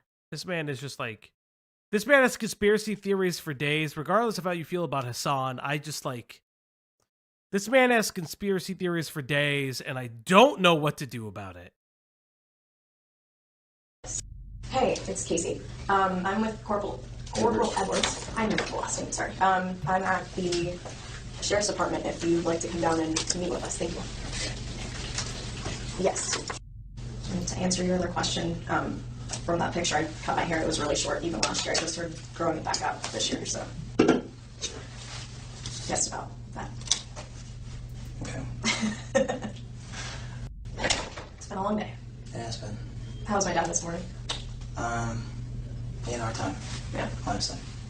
I only saw from the media and got a chance to hear him talking to my mom. I spoke to him last night and this morning for just a quick second before he left, so. Yeah, I talked to him this morning for a little bit. He was with Mark, and he was really struggling. I mean, you can imagine he was having a hard time. Rena, what? Rena, do you want to repeat that for the class? No. Do not focus Continue. on what you can't control, only what you can, like taking your shirt off. Thank you, Rena. Thank you. Thank you. Yeah, he was being called in to essentially provide testimony to indict you, to at least. And he was really struggling with that. Yeah. And I felt bad for him, to be honest with you. I truly did. Well, I even told him last night. I know he was subpoenaed, and under the law, he had to answer whatever questions were asked him, and I told him to do what he had to do. Imagine you were Casey, but void of any wrongdoing whatsoever. Your daughter was kidnapped 5 weeks ago, and now a detective who thinks you're the culprit is relaying the agonizing moments of your father providing information for your arrest. No matter how stoic or self-controlled your nature, you would most likely be in tears or completely enraged at the overwhelming unjustness of the situation. She's also just giving nonsensical answers. Like, I want to point that out. They're just like nonsense answers. I don't understand what the fuck she said for the last 2 minutes. I don't get it. I legitimately do not get it. What the fuck? Just about today, at all? I have been. I mean, this is something, honestly, we've been preparing for from the beginning just because of words that were directly spoken from Yuri Melich and also from Sergeant Allen. They were saying that this is what they were planning on doing from the very beginning, from that first day. So they wrote me off within the first couple hours. That was the only time they ever made any effort to try to talk to me one-on-one. And no, it was kind of difficult. That was kind of difficult considering. Well, considering, obviously, in light of everything that's going on and the fact that you've been arrested for other things, it makes it a little more difficult to sit down and even talk to you. Mm-hmm. It's not that we haven't wanted to. Yeah. But I do have counsel, and that's something that, my attorney's always been a phone call away. Has your attorney ever told you that we would like to speak to you? And we had agreed, him and I together, that we would all sit down together, him and I, and you guys, and, we'd entertain whatever questions you have, and... There is no... But then where is your attorney here? Like, what the fuck? Why are you... God pushes me every day. Every fucking day. You're like, oh, well, I'm so truthful. Like, oh, but my attorney might... Shut the fuck up, you fucking crazy bitch. if you're gonna be like, oh well, you could call my attorney at any time and I'm present, then why is your attorney not there? Why aren't you talking with the attorney? No possible way that a defense attorney would actually sit down and, as Casey states, entertain any question the police have for them. Yet if we weren't paying close attention, we would take her at her word due to the eloquence of her dialogue and not realize everything she's saying is complete nonsense. This is all nonsense words. I mean, obviously, we can't come to you and ask you. Yeah, understandably.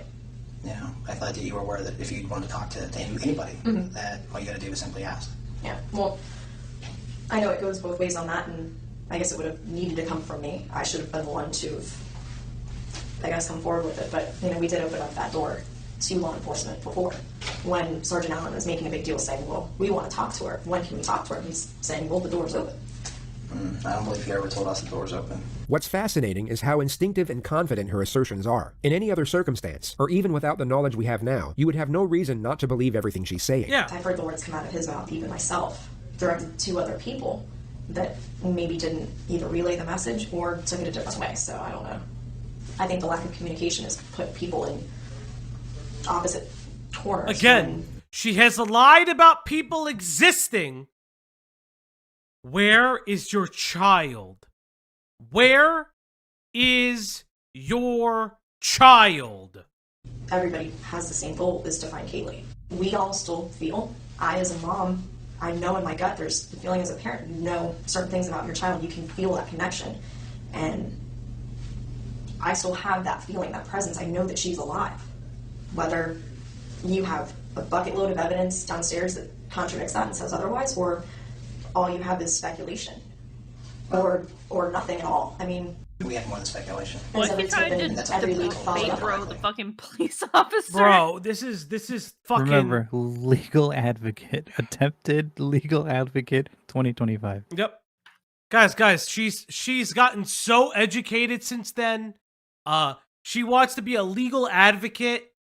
This is Destiny getting investigated in a police department. Yeah. And we have more than speculation. Yeah. We have a lot, or else we wouldn't be to this point. A lot.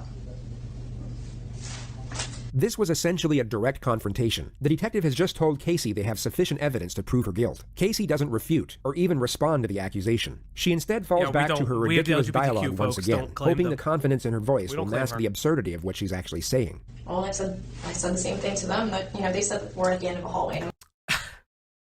I just thought of something really, really sad to say. What? What's worse?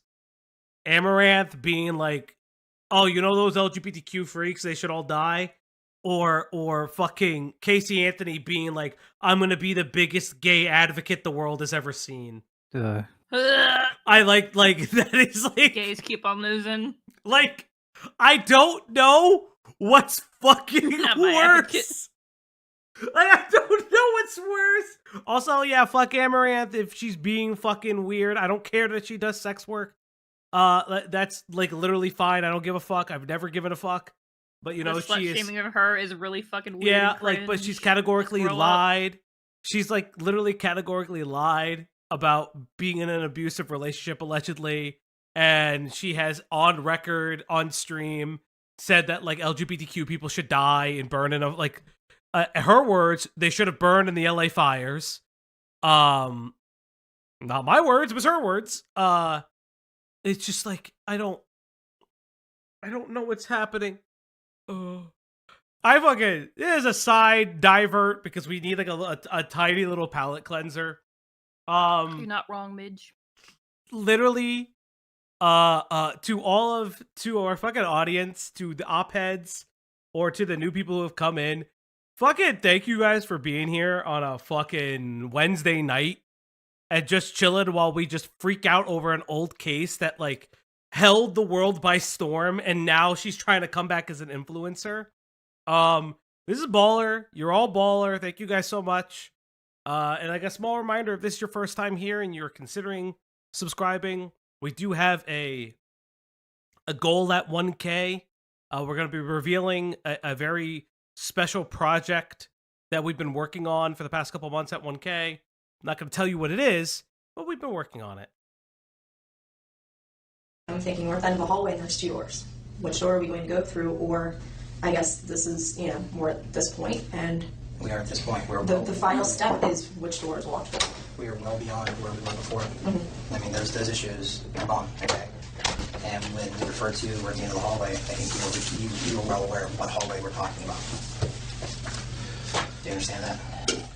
Well, so there's no question, I guess. You can specify that at this point. What are you saying? What are you saying? What are you fucking bit? Oh my god! This word soup. It is word soup. I fucking hate this so much. I hate this so much. No, the 1K thing is not my OF. No. I read that and I didn't know what that was a reference to, and now I mean, I'm pretty sure all of us wouldn't get involved with the OF. What's That up? would be Good a bit morning weird. from Sweden. Just came here. What's happening? Or okay, is it quick hi, rundown. This is the. So, oh who God, are reacting to? So we are exhausted. reacting to a JCS video on an American case that captured the nation in the mid-aughts. This lady's name is the late aughts. Excuse me. This is Casey Anthony. Her daughter was missing, found dead. Reported missing 31 days after. A lot of people are convinced that she has done it. Spoiler alert: she gets found innocent on all the child murder charges and shit like that, and has made a resurgence 15 years later, trying to be. She's been in and around the news, like as like a researcher, as like a investigative researcher, and now she's trying to repair her image. Yes, and now she is now she's trying to come out as a legal advocate influencer is the best way to describe what she is.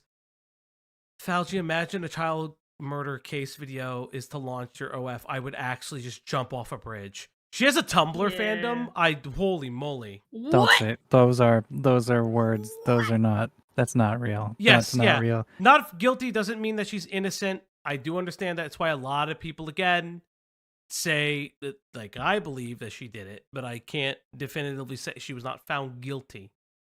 And that is like the important thing. Thank you, Mac. You can have your own belief. I'm not saying she wasn't found not guilty. I could just I just have my own beliefs. No. I think you're talking about the Tumblr fandom thing. Oh. It's unfortunate that right when the pressure was starting to build, the second detective interrupts the exchange, and they both leave the room soon after. Casey waits alone for roughly 40 minutes before her attorney shows up. He's going to ask you a question. There we go. Don't say anything Attorney else is here. Attorney is present. Even though she's kind of already answered Based on questions. our conversation today, and I read you that form, basically the same thing I said to Mr. Byers over the phone.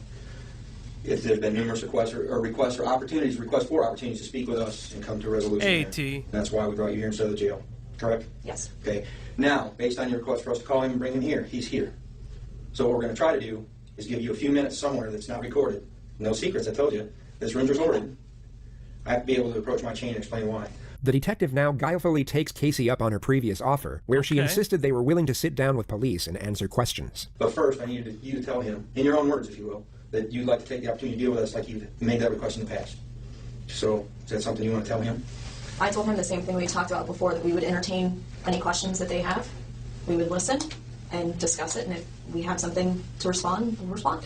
Okay, do you want to speak to me in private? Yes. So we can clarify this? Yes. It would come as no surprise that no conference was to be had. Casey was instead taken to the county jail, where she would remain for 2.5 years awaiting trial. Once this footage was released... Okay, so... She was in jail as long as Chris Chan. Shit. Isn't that fucking crazy? What the fuck? The evidence put forward suggests that Casey was fake. Okay, listen, let's have a conversation. If Casey Anthony does successfully become an influencer, I hope she's a new horror cow. But I just will say, my only hope is that the cow comes a-moving, and that's all. I will say nothing else. in every single setting and with every single person, all of the time. A trait that might go unnoticed in everyday life, yet would clearly stand out when shown under the microscope of a criminal case study. Casey had become so accustomed to this fraudulent way of being that it even came as a natural behavior to her in the extraordinary setting we see here. And the assertion is that because Casey knew just how well she could fabricate this character, she thought she could use it to mask her anxiety and thus conceal guilty behavior. Casey, in all likelihood, had little to no regard for her daughter. That's not even an argument anymore. But her true temperament here would likely be far more apprehensive due to the concern over her own welfare. Every time the detective insinuated an accusation, Casey kept the same tone, same demeanor, and same confident, lighthearted disposition. If you took her out of this interrogative setting and placed her in the mall with her friends, it would seem completely normal. She would be faking her personality in both environments. That's the thing. It's just her reactions, the way that she's acting, interacting with people and all those things, it's just weird. Yet we are only able to realize it in one. This type of mindset is linked to sociopathy. Whatever the situation or circumstance, they need to have an advantage over you. So how do they do this? They lie, and also calculate how they are going to feel and react to a certain situation before it occurs. The entirety of her focus was on making herself look good rather than being worried about the actual quality of her character. Casey, in a nutshell, was an inauthentic person, long before she ever gave birth to her ill-fated daughter, and her skill at deception alongside her manufactured personality is arguably the most terrifying part of this entire case. On December 11th, 2008, just under 5 months since she was reported missing, Caylee's skeletal remains were discovered in a swamp less than a mile away from the Anthony household. She was wrapped in a Winnie the Pooh blanket and then placed in a canvas laundry bag. Duct tape was discovered around the nose and mouth area of the skull, and her death was ruled a homicide. Prosecutors in the case then announced they would be seeking the death penalty. There were a multitude of discoveries made in the lead-up to the trial, and many believed it to be an open and shut case. Yes, it is. This is Florida, so she got the death penalty. The death penalty was on the fucking table. Yeah, it was on the table. Well, she got it on the table. Whether or not she gets convicted is a whole different thing. The damnatory nature of the evidence. On the last day Caylee was seen alive by anyone other than her mother, and the day many believe she was murdered, Casey Anthony made the following internet searches. What the fuck is shot girl costumes? Oh, shot girl costumes. Okay. Sorry, I was like, what the Suffocation and full proof suffocation. Oh my god. Why is she looking at a fucking costume in June? Interesting. God. Interesting. At 7:54 p.m. that same evening, Casey and her boyfriend Tony were seen in a Blockbuster video store. Caylee was nowhere in sight, and many presume she was already dead and decomposing in Casey's trunk at this point. In the following weeks, Casey went out partying most nights. Just 3 days after her daughter's supposed abduction, she was captured in various photos participating in a hot body contest.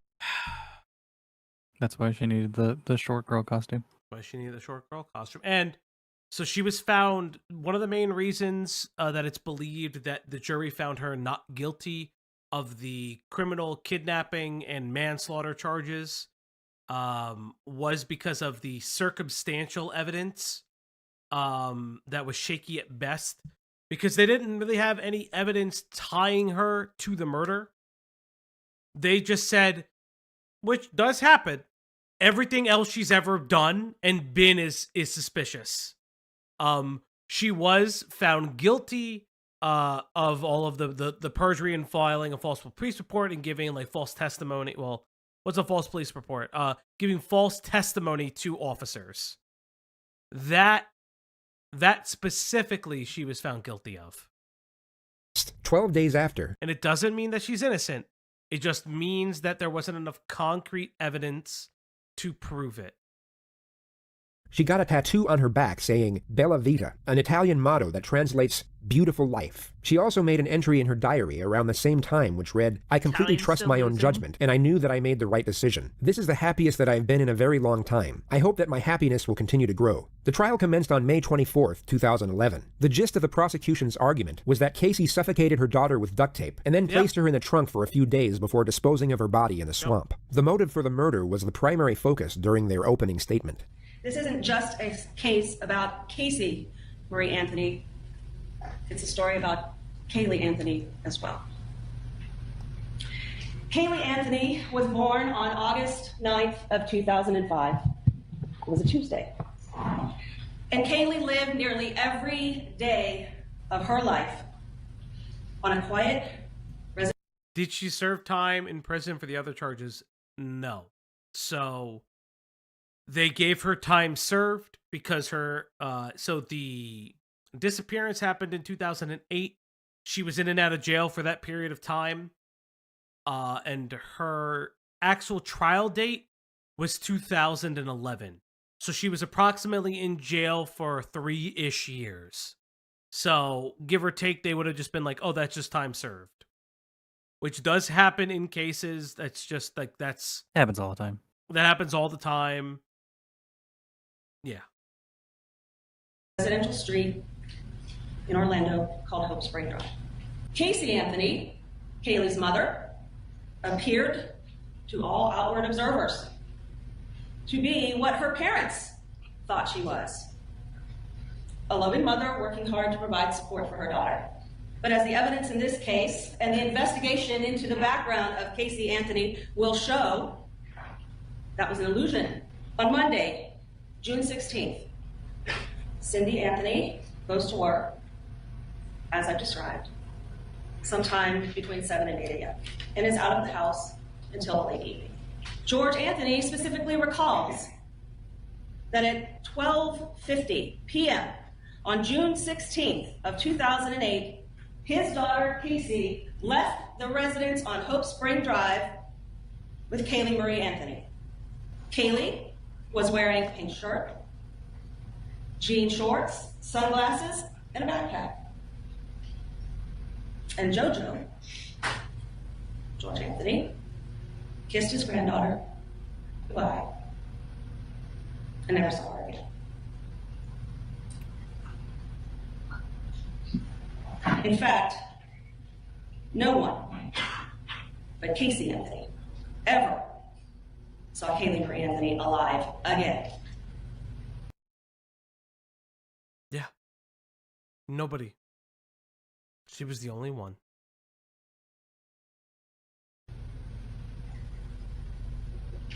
The evidence in this case will establish that there is no other reason for the placement of multiple pieces of duct tape on this child's face, mouth, and nose other than the specific intent to end that child's life. No one but Casey Anthony had access to all the pieces of evidence in this case.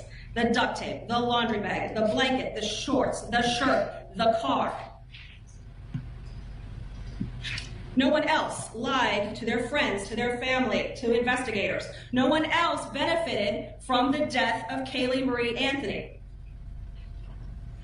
Caylee's death allowed Casey Anthony to live the good life. It's so sad because the grandma is like the one who called the police and said the car smelled like a dead body. Yeah, allegedly. I believe the mom recants that later. Yeah, the mom recanted that. I don't think the dad did because the dad did. I don't think he did. What really disgusted me was during the documentary, at least the first part, I believe she kept referring to Caylee as that, like she refused to say her name. Yeah. I will probably watch the documentary after this and give my thoughts. If you're in the Discord, by the way, here's a fun fact. If you're in the Discord, I'll probably talk about my thoughts. If you haven't joined our Discord yet, join our Discord. One of our lovely mods will put it in. We have a lovely community Discord. A lot of our artists are active in it. We have a really great artist. We have a really great artist community. We have a lot of like fun things there. If you guys want to join our Discord, by all means, if you're new, obviously, if your Discord account, one of our big rules, you need to be, it's an 18 plus Discord. If I find out that you're not 18, it's a boot, obviously, but please don't join if you're not 18 for the love of Christ. You also shouldn't be at the stream fucking anyways. But yes, if your account is younger than 6 months, you also get the boot. We do apologize. That is a reason to help prevent brigading. Thank you so much. Thank you. At least for those 31 days. Although there was a lack of direct physical evidence tying the defendant to her daughter's death, the evidence the state actually had still seemed overwhelming, and they understandably thought relying on the facts alone would easily secure a conviction. The defense, on the other hand, were up against it. So not only did they use charm and appeal to sway the jury's attention away from the evidence, they dropped an absolute bombshell in their opening statements to create as much doubt as humanly possible. On behalf of the defense, I want to thank you for the sacrifice that you've made in your jury service and coming here and helping us see justice. We know it's no easy task, and we intend, I'm sure, both sides, on getting you home as quickly as possible once you have all of the information that you need. Everyone wants to know what happened. How in the world can a mother wait 30 days before ever reporting her child missing? 31 days. Her child She didn't even was report missing. her missing. It was the mother, not her, but her mother reported it. Anyways. Her mother reported it. Yes. Who's ready to get really, really angry? It's gonna come. It's insane. It's bizarre. Something's just not right about that. Well, the answer is actually relatively simple. She never was missing. Caylee Anthony died on June 16, 2008, when she drowned in her family's swimming pool. Well, the reason we're all here is because not of the commonality of this tragedy, but of the uniqueness of the family that it happened to. You will hear about ugly things, secret things, things that people don't speak about, things that Casey never spoke about. On June 16, 2008, after Caylee died, Casey did what she's been doing all her life, or for most of it, hiding her pain, going into that dark corner. Yeah, so it's important to note that the defense is saying that she drowned. This is the defense, from what I remember. They're saying that Caylee drowned. So Casey had full knowledge that her child is gone at this point. Yeah, and it's like they could prove that she didn't drown. They just have to check if there's water in her lungs. Well, she was so decomposed, I don't think that'd be possible by that point. I don't know. But then why would she have tape on her face? I mean, tape, yeah. But we'll get there, chat. We're gonna get there. Wait for the real fucked up part. Pretending that she does not live in the situation that she's living in. This family must keep its secrets quiet. And it all began when Casey was 8 years old and her father came into her room and began to touch her inappropriately. Bro. So the father, who has stood by her this entire time, with no apparent evidence, by the way, this evidence has never been corroborated. There's been no evidence of it, by the way. Just none. To this day, I don't think this has ever been proven. Well, there's no case for it. Yep. You can't make a case for it. This is just her. This is her statement defense or testimony, because she or couldn't whatever get you like an wanna say. insanity defense because she couldn't get this, she couldn't get that. She was found mentally competent enough to go to trial. She says, "My father sexually assaulted me, and he is the direct reason that that my daughter is gone, and I didn't say anything." All the pathological lying, the fact that nobody ever knew, the fact that the mother Never come up before. grandma, her mother is the first one to call the police, that the dad is the one, all this shit. The partying in the Yes. month of her daughter's disappearance. It is her father's fault because allegedly, that is what happened. If you are a member of the chat, you know what emote to use. Plug in your explodes now, chat. You don't know it? You know it now. Explodes. And I'm not going to scream. I'm not going to get like overly performatively angry. Because I don't think that it's, even though it's how I feel, I don't think that it's worth it. I think that this is like, this speaks for itself. How insane it is. How actively sociopathic this is. And it doesn't even explain how Caylee just drowned. Why is there duct tape? Why are her limbs duct taped? Why is her mouth and nose duct taped? If she drowned, why would any of those things need to have happened? And furthermore, why are you saying all these other people did it? All these other people knew you. Why? So it's not her fault. It's everyone else's fault. Exactly. Again, this is what an external locus of control looks like. This is what manipulation looks like. This is what lying looks like. I'm not necessarily comparing this to, obviously, the jar interview that we premiered, but I explained it before. It's how certain people interact with people in a way to just get what they want.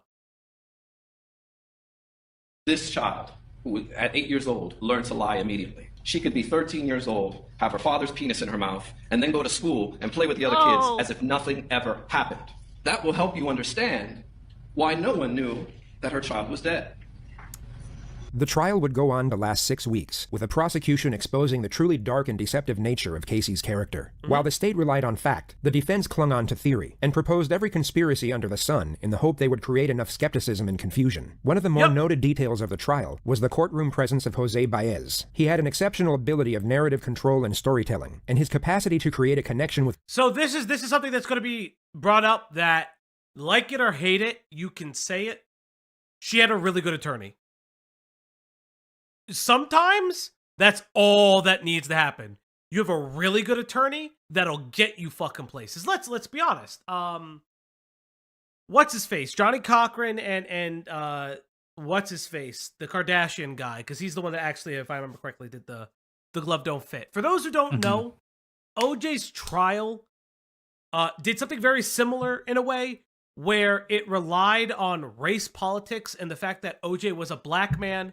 That his victim was a white woman, and elicited a lot of feelings of early lynchings about mixed race couples and all these things. And Robert Kardashian, let's get back to it. With the jury seemed far more adequate than that of the state. This was recognized and mentioned multiple times in the media, yet the overwhelming majority of those following the case were almost certain that it wouldn't be enough to save. That was the thing. He was so fucking good, he convinced a bunch of people. Just convinced a bunch of people. The defendant. Closing arguments were put forward on Sunday, the 3rd of July. When you have a child, that child becomes your life. This case is about the clash between that responsibility and the expectations that go with it and the life that Casey Anthony wanted to have. Casey meets Tony. Tony has this life. He's free. He's a club promoter.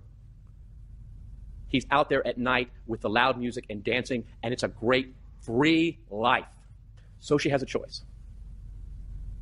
A life tethered to a child, or a life free to be 22. And as hard as it is for anyone to imagine, she had to choose between sacrificing two things. The first was her dreams and the life she wanted. And the second was her child. And we submit to you the evidence in this case shows that the choice she made was her child. Here we are at the end of our journey. And I have to tell you that I probably think you have more questions than you have answers. And if you recall at opening statements, the final thing that I told you, at the end of the day, when everything is said and done, the one question will never be answered. The key question in this case will never be answered. It can never be proven. And that is, how did Caylee die? I'm going to start with my biggest fear. I'm going to tell you right up front what I fear may happen in this case. And I want to talk to you about it and explain why I feel that way. This case deals with so much emotion. I know that there were times where every single person in here felt something deep down inside. Your rules of deliberation, what the law is that this case must not be decided for or against anyone because you feel sorry for anyone or are angry at anyone. You'll notice that Mr. Baez locks the jury's focus on this while subtly concealing this. He presents the argument that the prosecution has purposely got the jury emotionally invested in the case in the hope it would push them towards a guilty verdict. Yet in this exact same statement, he himself is getting them emotionally invested. And this is why he's good at his job. He is doing the exact thing that he's saying the prosecution is doing. Because that's the game. You have to get them emotionally involved in a way that they believe the alternative facts that are being presented, and they start to believe the inconclusivity of the facts that the prosecution has presented. Literally how it works. Vested for the Yeah, they're taught to gaslight. It's like their whole thing. exact opposite reason. While refuting the prosecution's supposed attempt to entice anger, he subtly attempts to evoke empathy. Say what you want about this attorney and the ethics of his conduct, but what you are about to witness is expertly done, and what many believe to be what saved Casey Anthony's life. 100%. And that's because, obviously, we want you to base your verdict on the evidence, not on emotion. And it's my biggest fear because it's such a difficult thing for you to push aside. Caylee Anthony was a beautiful, sweet, innocent child who died far too soon. Murdered by her mother. There's no doubt about it, and that is not disputed by anyone. Murdered by her mother. But to parade her up here to invoke your emotion would be improper. It's improper under the law, and it's improper as to the rules of your deliberation. He went on for a great length of time talking about this beautiful child. Not on his evidence, not on the evidence that was presented before you. It was to set up the emotion for what was to come. And that is exactly how this case was presented. They didn't come right out the gate and show you. You are being emotionally manipulated by that man, not by me. Yeah. I am just pleading to your emotions about feeling emotionally manipulated by that man over there. With your emotions. But yes, the dad stuff, the accusations of sexual assault, and literally saying she was taught at 13 years old to have her dad's penis in her mouth and then go off to school. That was never a play for emotion. Not for 1 second was that ever a play for emotion. Interesting. Also, I will say this, don't hate lawyers. This is their job. Their job is to advocate for their client. They gotta play the game. Yes. They gotta play the game within the lines. Yep. And the lines, the system of the game itself is what's broken. Yeah. They're playing the game, and that's what's fucked up. I'm just saying, I'll say it. It's fair enough. I'm just saying, my mom's a lawyer. I can say whatever I want. My uncle works at Nintendo. I mean, I know lawyers. I know we have some lawyers, and people of lawyers in the chat. This guy crossed that ethical line, in my opinion. That's fair. Yeah. But here's the reality.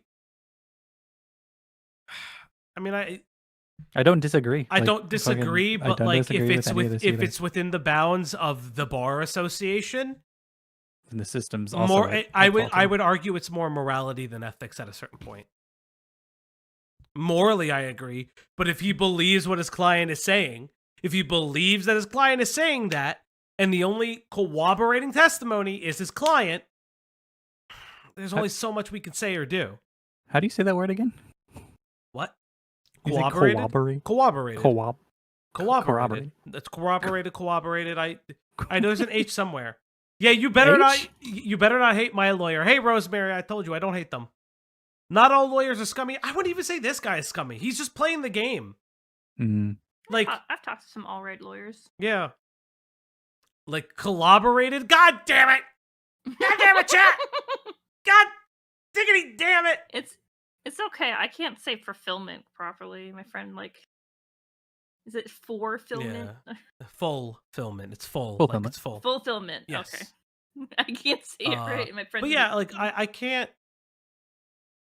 If he was doing something illegal, it is what it is. It's child murder. It's morally wrong to defend this person. Sure, yeah. Sure, but it's also more... Okay, but here's the reality. It's also equally morally wrong to not give her defense. Because if she was innocent... So here's the thing, right? If you've ever seen Making a Murderer, that's part of the argument, was... if you don't believe that... Oh my god, what the fuck was his name? For Making a Murderer? Yeah. Because I know Brandon is the cousin's name. Mm-hmm. Yeah. Avery, James Avery, right? Or something like that? Yeah, James. Yeah. So, if you believe that James Avery didn't commit the first crime, but completely understand that he committed the second crime. Stephen Avery. Stephen Avery, excuse me. Stephen Avery. Thank you. That's kind of how it is people have a right to a fair trial regardless of what they did. She has the right to be defended in court. Mhm. It just feels She's a weird. monster. Yeah, it She's a monster, doesn't yes. like say that she's not a monster. Defense lawyer could also choose to argue for a lesser sentence rather than try to prove their non-guilt. That's true, but they also have to kind of go with their client. It's like one of those like things that's like, if he believes that he can win, because in reality, a lot of the evidence was circumstantial and predicated on the charges regarding her lying to law enforcement and all of those things. It just becomes a lot more muddy. It just sucks. This case sucks because there's no winning. You could just point to a fact of Casey had a rough life. Yeah. She lied about this, sure, but also somebody else could have still done it. And if he convinced 13 people that somebody else could have still done it, or at least one person, in that 13. Well, no, because it's not a hung jury, because then they would just retry the jury. That's true. That's true. But that's what I mean. Well, it's majority, right? But like, you know what I mean? No, I thought it would. Is it majority? I thought you have to do everybody. I can't you have to remember, convince actually. every single person. I can't remember. That's a good point. I actually can't remember. The evidence. They gave you 2 weeks of testimony that was completely irrelevant and served only one purpose. And that was to paint Casey Anthony as a slut, as a party girl, as a girl who lies. And all of those things are true. All of those are true. Has absolutely nothing to do with how. I wouldn't call it, I'm not slut shaming. These are just things that are categorically true. She never knew the child's father, allegedly. She has theories of who it is. It's like a whole big thing. Caylee died. And also, the prosecutor was completely inept comparatively to the defense attorney. That's an absolute correct statement. And this prosecution was geared in such a manner that it was deliberate, it was methodical, it was thorough, and it was detailed. Mr. Baez then focuses on the fact that the state has the burden of proof, and thereafter continues to intertwine the two essential features of his argument, empathy and doubt. Don't speculate. Don't guess. It has to be proven to you beyond and to the exclusion of every reasonable doubt. If you don't know what happened, it wasn't proven. We don't want you to tell us what you think happened. We want you to tell us what was proven happened. And that's the difference here. Because you know what? We can go on and speculate all day long as to the different theories that were posed before you, as to the different possibilities. But the truth of the matter is it must be what was proven. Yeah. There are no mysteries to solve here. There should be no mystery before you right now. If you have questions, then it was not proven. And that's as simple as it goes. Now, back to what I was saying with their initial setup, the way the case was presented, the first couple of weeks. You see, the strategy behind that is if you hate her, if you think she's a lying, no-good slut, then you'll start to look at this evidence in a different light. You'll start to, oh, wait a minute. Maybe I'm seeing something that's not there. And start to actually discriminate against. Again, he's arguing, and this is why he's being good. He's arguing that being emotionally invested in the case and believing that she's a party girl, that she's a quote-unquote no-good slut, that she didn't care for her child, is within itself discriminatory and thus a violation of looking at the facts of the case, even though those are the facts of the case. Mm-hmm. It's because they don't have the Casey smoking gun. Yeah. They don't have Casey Anthony's fingerprints on duct tape. They don't have because there's none of that. An eyewitness dropping. There are off the body. eyewitnesses. They don't have footprints leading from the apartment or the house or whatever to the swamp, that type of thing. But it's the moment of, could it at any of these steps of the way been somebody else? Then obviously not guilty. That's could it have been angle. somewhere else? Are you being manipulative in thinking this? Like, didn't they check the trunk for like DNA? I don't remember. I don't specifically remember. I have the fucking image of photos of that trunk like seared into my brain, remembering it, because Nancy Grace went over that trunk so many times. But I can't remember the details of it. Yeah. rather than give her the standard that is afforded to each and every citizen in our country. And that is that the government come in here and prove their case beyond and to the exclusion of every reasonable doubt. But you can get away with that if we can get a jury to hate her. But you're here to fulfill an oath. You've labored tremendously over this journey. Yeah. And we're going to ask you to render They found a verdict of not guilty. they have found a hair of evidence of the death rings, I think. I don't know what the death rings are. I have the case up. I would have to double check and see if they found evidence. Arrest and trial, indictment, attorney selection, opening statements, evidence. Human composition found in both George and Casey's then boyfriend testified they did not smell anything. George would be the father, if I remember correctly. Did not smell anything resembling human decomposition in Casey's car, which they recanted. But George said he did smell something familiar to human decomposition when the car was picked up on the 15th. Cindy then testified that her comment in the 911 call smelled like someone died was a figure of speech and exaggerated at best. There was a forensic analysis. This was used to look up some of the things that she searched. At one time, she searched chloroform 84 times. After the trial, Bradley publicly reported that this number was an error attributed to a bug in his programming, and the computer, in fact, contained only one search for chloroform. They had cadaver dogs, and like they found certain things again. Death by homicide, the fact that their death had not been reported and that chloroform had been found in Casey's car, noting that even a small amount of chloroform could be the result of the child's death on cross-examination. Also admitted that the toxicology report indicated that it was negative for volatile chemicals, but that he maintained that her death was not accidental given the lack of report. Decomposing skull. No longer visible. Shaw testified that a hair discovered in Casey's trunk belonged to Caylee and displayed root banding. That would just be an indication of post-mortem. Again, that would just be indicative of that she was decomposing in the trunk of that car. Potentially. Yeah, like, again, it's just a lot of, like... I feel like prosecution had more than enough evidence, overwhelming amounts of evidence, enough for, like, the nation to be in agreement on this one. But the attorney didn't have to, like, persuade the nation. That he only had to persuade the jury. Yeah, exactly. That's all that really matters is that. Maybe not persuade is the right word, but convince. Convince. Yeah. Well, that's the thing. She also recanted. It's just part of it. It's just really just part of it. On these charges because they simply were not proven. And they're simply not true. For the 9th Judicial Circuit in and for Orange County, Florida. Yeah, it's crazy. It's a crazy Marie case. Anthony. As to case number 2008 CF 15606-0. As to the charge of first-degree murder, verdict as to count 1. We, the jury, find the defendant not guilty, so say we all, dated at Orlando, Orange County, Florida, on this 5th day of July, 2011, signed foreperson. As to the charge of aggravated child abuse, verdict as to count 2.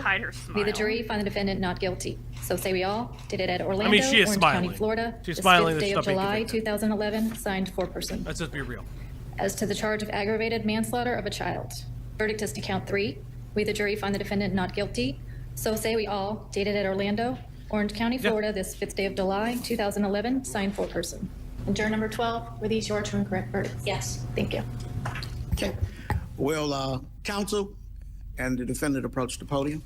Well, I hope that this is a lesson to those of you who have indulged in media assassination for 3 years, bias and prejudice, and incompetent talking heads saying what would be and how to be. I hope you live a miserable life. He's probably dead. I'm disgusted by some of the lawyers that have done this, and I can tell you that my colleagues from coast to coast and border to border have condemned this whole process of lawyers getting on television and talking about cases that they don't know a damn thing about and don't have the... This is 100% at Nancy He's disagrees. He's 81 right now. Oh, well, he still has time to die, I guess. experience to back up their words or the law to do it. Now you've learned a lesson. And we appreciate the jury. Those of you that have been objective and professional, we like it. Others, we're going to be talking to again. Thank you very much. Casey did not murder Caylee. It's that simple. And today, our system of justice has not dishonored her memory by a false conviction. At the time, she has been found not guilty. That is the end of the case. Now, there is updates to it. There is more. Let me go to my... She would reveal on... Now the latest explosive allegation to come from the first interview given by Casey Anthony since her acquittal 11 years ago when her daughter Caylee 2 years ago. She is so this would be her around... father for the death of her daughter. Yep. There are more a decade later. explosive revelations from the new docu-series about the notorious Casey Anthony. What do you think my question is going to be? Why did I wait 31 days to call 911? 911, what's your emergency? My daughter's been missing for the last 31 days. Once known as the most hated woman in America, Still Casey is. Anthony is interviewed for a 3-part series on the Peacock stream. Still is. Fuck her. She got paid for that. Yep, she did. Right? She got paid for this. Just remember, She chat. had to have. Yep. She would have gotten paid for this. Streaming service. I lied. But no one asked why. During the trial, the You complete said why. 911 call was played for the jury. Or your attorney said why. 31 days ago. I've been looking for her and have gone through other... All right, just shut up. I don't want to hear this shit The only person in again. this world that matters to me still is my daughter. But I'm still defending the fact that I didn't hurt her. The new documentary is also generating headlines like this. Casey Anthony blames her father for daughter Caylee's death. When contacted today by Inside Edition, George said, "I am in contact with an attorney. That's all I can say at this moment." He was tight-lipped when photographers approached him today. Do you have any comment about your daughter's allegations? Still with the wife? Oh, yeah. Have you got anything to say? So again, she blames her father. She's still holding on to the narrative that her father assaulted her. And that is why she didn't call for her daughter. Now, chat, you may be asking, why the fuck does Casey Anthony matter? Or is the Upload becoming a true crime channel? Well, maybe, chat, maybe. Until this week, when Casey Anthony decided the best place for her to go is TikTok. So chat, let's look at Casey Anthony's new career as a TikTok influencer. Now, it's important to note that Casey, throughout the years, would live, I think, with her, like, with a private investigator for at a time, and shit like that. Because, presumably, her parents kicked her out. yes. So, in this 3-minute video, let's look at Casey Anthony, the official Casey Anthony TikTok. To death. Okay. Today is Saturday, March 1st, 2025.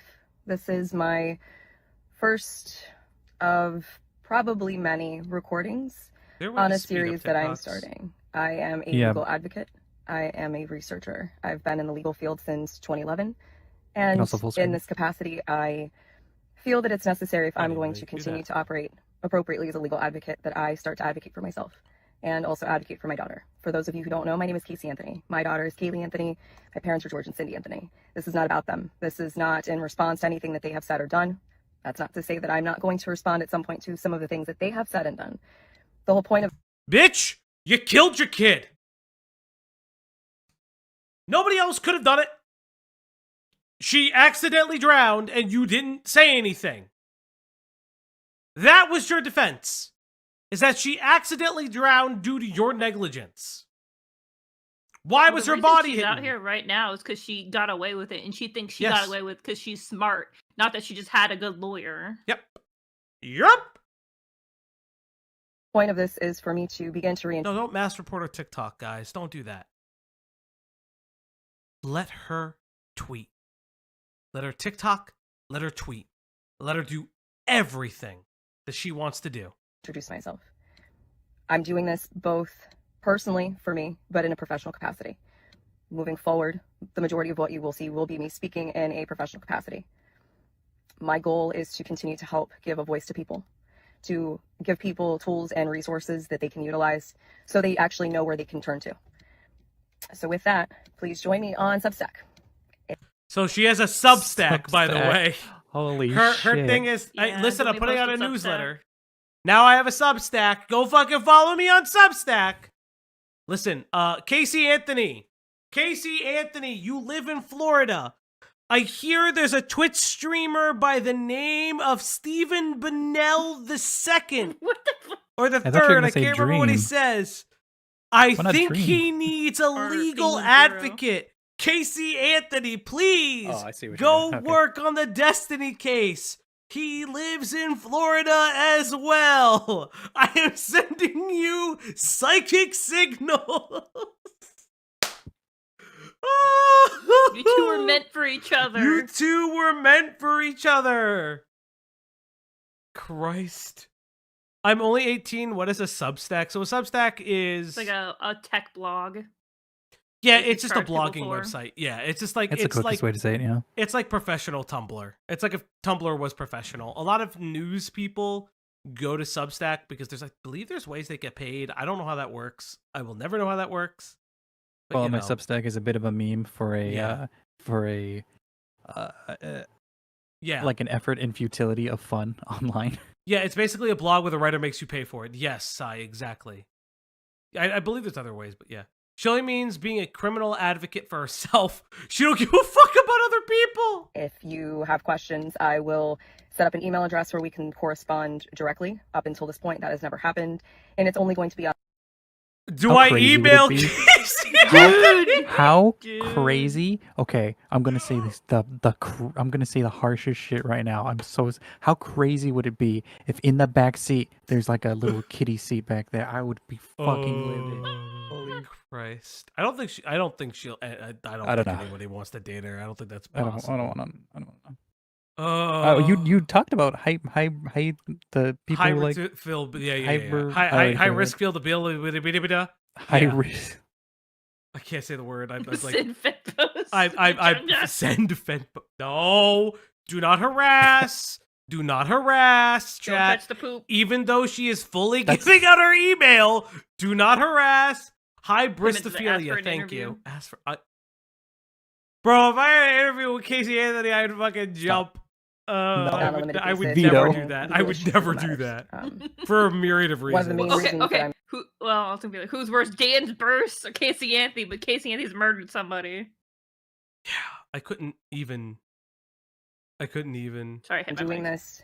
There are people close to me who have been targeted and attacked recently. There are also people close to me who have had some recent things occur, and when necessary, people needed to step up, myself included. So, as a proponent for the LGBTQ community, for our legal community. Oh God! She speaks for you, Falgi. Just call me a slur. Okay, I guess the question is to like truthfully ask: is Casey Anthony gay? Like, is Maybe that she's bi? is she bi? Is gay? you're saying is that the reason? Like, because Or like is she I see just the an tattoo. ally? Because I see the tattoo right here. What is the tattoo of? I can't. See It's what like it's a rainbow. I don't. I'm begging you to call me a slur. Lipstick lesbian. Lipstick lesbian is insane. Jesus Christ again! She seems more like a straight woman lying about being bi. Yes, Sai. Yeah. Yes. Again, if she's gay, I don't personally give a fuck. Like, I don't give a flying fuck if she's gay or not. Like, good for her, I guess. Or bi. Or bi. Good for her. Don't be doing. Hold on, we're not. No, good for her her as in like, right? what the fuck am I supposed to say? Nothing. You move on. Women's rights. I feel Can that you it's just be a important Trump that supporter so I can I hate use you this more? platform that was thrust upon me and now look at it as a blessing as opposed to the curse that it has been since 2008. With that, These aren't going to be perfect. They're not going to be edited. Most of the time, they're not going to be short. Despair. But I am proverbially standing in the light, embracing. She's like going full Mama Max. She is. The Leviathans are coming, Casey Anthony. The Leviathan. Casey Anthony detransitioner arc. What the fuck, Pisces? Those are not words that exist in the Bible. Oh, I hate it so much, chat. I hate it. I hate it here. This piece still going to keep my privacy. Do you think she goes in the water, or do you think like she like melts like a fucking witch? That's what I would love to know. No, she turns into a sled monster until she comes back out. Didn't she call the police because someone at a bar recognized her and spilled their drink on her? Based. That person probably got like fucking fucking high fives coming out of the fucking bar. That's fucking based. That's so based. Just the intact, so you will get very comfortable with my car, and I will explain in great detail why it's so important for people to protect their privacy. It's not just important to public figures, it's even more important to private individuals. And with the current climate in our country especially, it's that much more important, which is why I am utilizing the Substack platform. Yes, I am advertising this and publishing this on TikTok, possibly also through other meta platforms, but my intention is to separate from that and I hate everything. Showcase even more why Substack is such an important resource for people to utilize moving forward. Anyway, I appreciate your time. Protect your privacy by signing off the internet. Ah! The A in LGBT stands for ally. No. And we'll see how this goes. Casey Anthony rebranding herself as a legal advocate. It's like Jeffrey Dahmer opening a steakhouse. Somebody forgot to turn off comments. Oh no. She probably is just using it. I'd rather follow your daughter, but you made sure she didn't get the chance. This comment been section in the didn't legal field since 2011. Girl, you were on trial. Shit. TikTok don't fuck around. No, they don't. The audacity. We canceled You had 31 days. 31 days to legally advocate for your daughter. But she was found in the woods. DNA in your trunk. Get off, please. Writing the fame of your child's death is absolutely horrifying. You can't rebrand. We know who you are. Jesus Christ. Yeah, the amount of people that says legal fields to 2011 girl use was on trial is hilarious. Let's see. Can someone get Nancy Grace on the phone right now? Well, we do know that Nancy Grace did react to this. Let me see if It's in this voice chat. It's in the voice chat. Taunt mom, Casey Anthony returns. It's in the voice chat. Yes, that's what I said. We're there. Let's see what Casey And I'm joined by Nancy Grace, who's covered this trial from the very beginning. Nancy, Casey says the why. So this was 2 years ago, by the way. Whoa. It's on the docuseries. This is from the docuseries. The docuseries. Is that her father, who allegedly sexually abused her from ages 8 to 11? Yes, I'm also gaining my faith in humanity because people know who she is. Who is Nancy? So Nancy Grace is like a TV lawyer. She was like a court TV, true TV personality pundit. When we were kids. She would talk a lot about. She had a big voice. During obviously this case, during this case, but in the community, she would just follow like daily, kind of like a CNN type of thing, but it was daily her show where she would follow up on crime related. What was it called? The Nancy Grace topics. Report, if I remember correctly, or something like that. Nancy Grace show. I forget what it's called, but. Not her takes. I guess you could say her takes because she was kind of right on in a lot of instances. And from my understanding from back then, she was like right on the money on a lot of her stuff. And she would call ins and she wouldn't like. She would call people out on their stuff too. She was very fucking remember call-ins. Yeah, Jesus Christ, call-ins used to be the thing. Don't do so that. Deeply traumatized her that all she was doing was following his directive. Does this change anything for you? It changes nothing. She would have us believe that for the next 30 plus days, her father was calling her and giving her instructions as to how to behave. That doesn't make sense. Something that was never presented in evidence, by the way. Yeah. Nothing that was never presented in evidence. Well, and the other thing is, I guess you don't need to present your history as evidence, and so you could just kind of say whatever. Like, pretty this much. thing happened to me, and this is how it affects. Well, how it because affects it was the bombshell that the defense had, because they could just, they. But again, it's not evidence. Like there's no yeah, they'd have to show proof. Well, there's no proof. the father was on the stand, and the father said that didn't happen. Yeah, she came back 10 years later to do a fucking doc on her dad over even more. Yeah, that's exactly correct. Exactly. As a victim of sexual assault. I'm not talking about sex assault. I'm talking about murdering a little child. Nancy, what do you make of the fact that Casey has become so close with her legal? Well, and that's a really good point.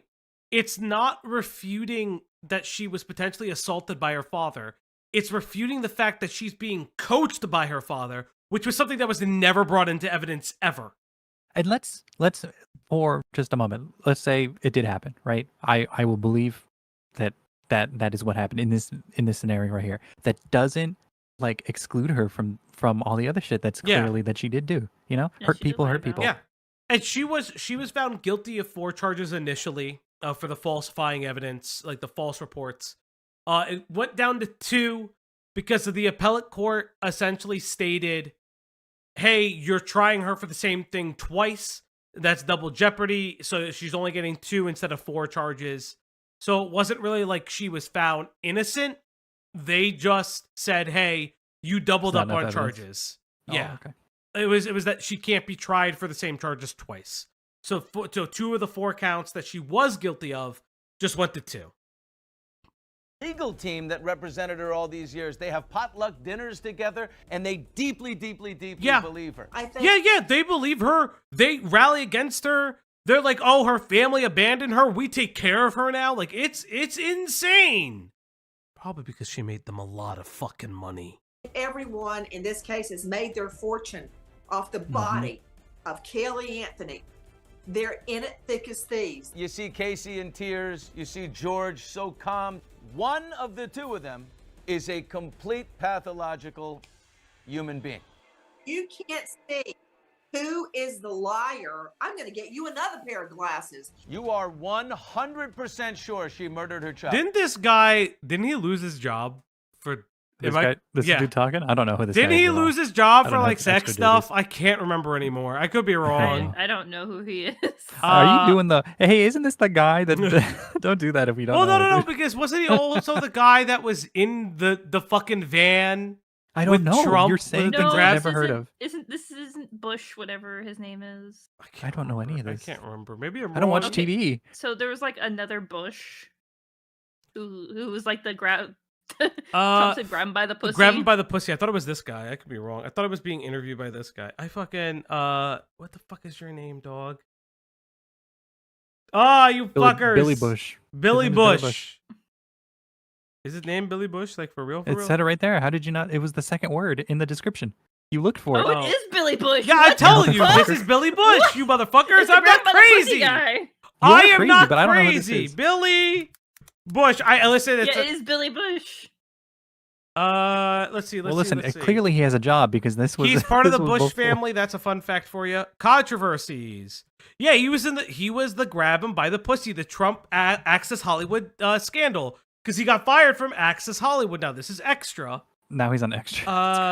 Extra. He was replaced by Mario Lopez in 2019. This came Mario after Lopez Lopez departed Extra to host Access Hollywood. In Oh early my God, they just swapped. 2025 Yeah, They literally swapped. Yeah, they literally swapped. In early 2025, he became a hot mice with Billy Bush.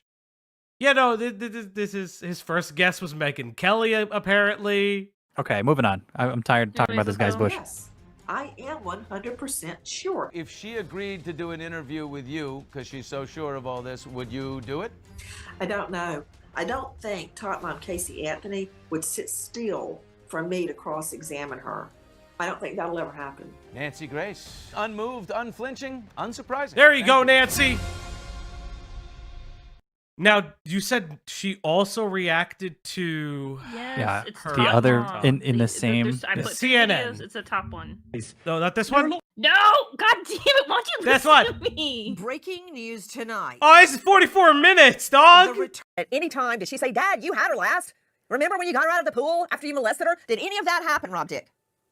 Oh, so it's also being alleged that he molested his granddaughter as well now, allegedly. She never brought up those issues until trial. Mm-hmm. Listen to more of Tot Mom in her new money-making venture.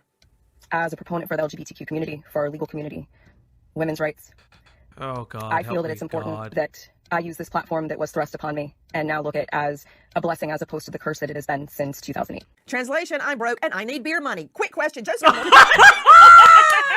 If you ever need a snippet of Nancy Grace to know who she is, that's literally her. That's how she's been for 20 plus years. Yeah, it's so fucking based. Yo, go get her, Nancy. God damn, you go, girl. Fucking Christ. Morgan, when is menopause? Just tell me, quick, when is menopause? It's variable dependent upon the population and specific women. You begin to think about 40 to 50, that time frame generally. So we're really not even close. She could still have a baby. That's the only news that could be. Bro, she's like this bitch She's in her going in. uterus. She's like her Nancy- uterus needs to be fucked up. Yes, Na- excise her Nancy's- uterus. Nancy Grace is a Kendrick level hater. I cannot explain it better than that. That's insane. She's like, is her uterus fucking done yet? Is it vacant? Oh my God. Nancy, the ultimate hater. The only 13 news... plus years. Oh she still my hates her. God. The only news worse is that she fucking has another baby is insane. Fucking go in, Nancy. Force right now. Tot Mom has her hand in my pocket and everybody else is making money off her child. By the way, that was from her TikTok account at CaseyAnthony_Substack. She could have another baby. It's possible. Oh, absolutely. Let's just all say a silent prayer that that doesn't happen. Okay, now more of Tot Mom in her money grab. As a proponent for the LGBTQ community, for our legal community, women's rights. Yo, Nancy is like, I feel Nancy turns out to be the queen op of all time. You know what? If she is, listen, if she is faultless, she is in the running for an apostate of the milk goddess. Oh, also, if you are new around here, we will divert for 1 second. Okay. If you're new to this community, we do have a glorious artist by the name of Majunga Wumba. We have a religion. And we here have at a the Op goddess. Block have a religion. And that religion is to our goddess. Do I not have it? Why do I not? You don't have it on off rip? Oh, no, it's digital traditional. I went to hobby and it was in the wrong spot. To those who are new to the channel, It's not a cult, it's a religion. here is our religion. This is our milk goddess. Thank you. This is one of the most beautiful things that one of our lovely artists? Majunga Community Wumba, members? has done. This is like one of the most sick fan arts that I've ever received. And like, got human pet guy, Dan's burst. we have Tipster, human pet guy, Cybersmith, Dan's Burst, Boogie with the liar tattoo, Judy Hops, Illuminati, and Chris Chan themselves. This is one of my favorite things on the internet. Hear me out. Just like literally, I I remember this from the New Year's Live, I believe. Pretty. Yeah, this has been ongoing for a period of time.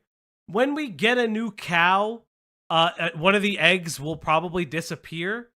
Fauci is already in High Priestess in the crab cult.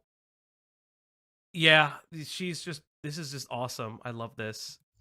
But no, like, yes, we did do a live. I did a live voice acted retelling of the Zootopia abortion comic. It's a And whole big sequel. thing. And it's multiple sequels. Yes, you're correct. I love you showing this because you have to explain you read the Zootopia comic live. Yeah. Wait, it's missing Jar. I actually would put Jar there. Jar has to. So one of the big things. We need like one more thing. And not even just that. Jar needs to be on the channel. Yeah. Predominantly, all of those are people that we covered or have been on the channel. Yes, the Tippy Zootopia comic have multiple Tippy's things. because Do loves Tippy. Yes. Why Boogie Chili hasn't. Hops? We have a video. If you go to the channel and go to our videos, you can see us do a live reading, or me, a live reading of all the characters in the Zootopia comic. It's very famous. The Zootopia abortion comic, to be clear. It had more than one sequel. Had two. Had two sequels and a alternative ending. You don't know about the Zootopia comic, you poor soul. Yes, it's one of my favorite comics. It was a fun time. I had never read it and I read it live, and it was an insane trip for me personally. You read it live in front of 5 other people who had all read it. Yes. And I voice acted was a the great entire stream. thing. Wait, alternative ending? You just have to find out. Yeah, the video's there. Mm-hmm. The art being good makes it worse, 100%. The art being like accurate to the series made it go crazy. I'll have to go watch that, Lamau. Let's go. Greg, Let's you could drop the video if you want to. Oh, okay. If you want to like it either way. Yeah, go ahead. the video I'm like version. locked in. Yeah. I'm locked feel that it's into important that- Nancy. Yeah, let's go. Come on, Nancy. I use this platform that was thrust upon me and now look at it as a blessing as opposed to the curse that it has been since 2008. A proponent for the LGBTQ community. What? Did they ask you to be their advocate? They have enough problems with people attacking them every day just because of who they are. Nothing more. Look at Nancy being an ally. Fucking go get him. I do wanna make note that I feel like there was some controversy with Nancy Grace for 100%. something. I don't remember what it was. That's water but under the bridge. That's water under the bridge. Oh, it's That water didn't under the happen. bridge. we don't talk about that right now. Under the bridge. We did not ask her. We just Did they ask you? Let's go. With friends like this, who needs an enemy? I don't think they want you advocating for them. Yes, Nancy Top Mom. Grace. You know Like what? Advocated. I love Nancy, the finger quotes. Nancy, Nancy, you are not here. You'll probably never see this video, but if you somehow do, you are now officially like the head of fucking priest of the fucking milk goddess.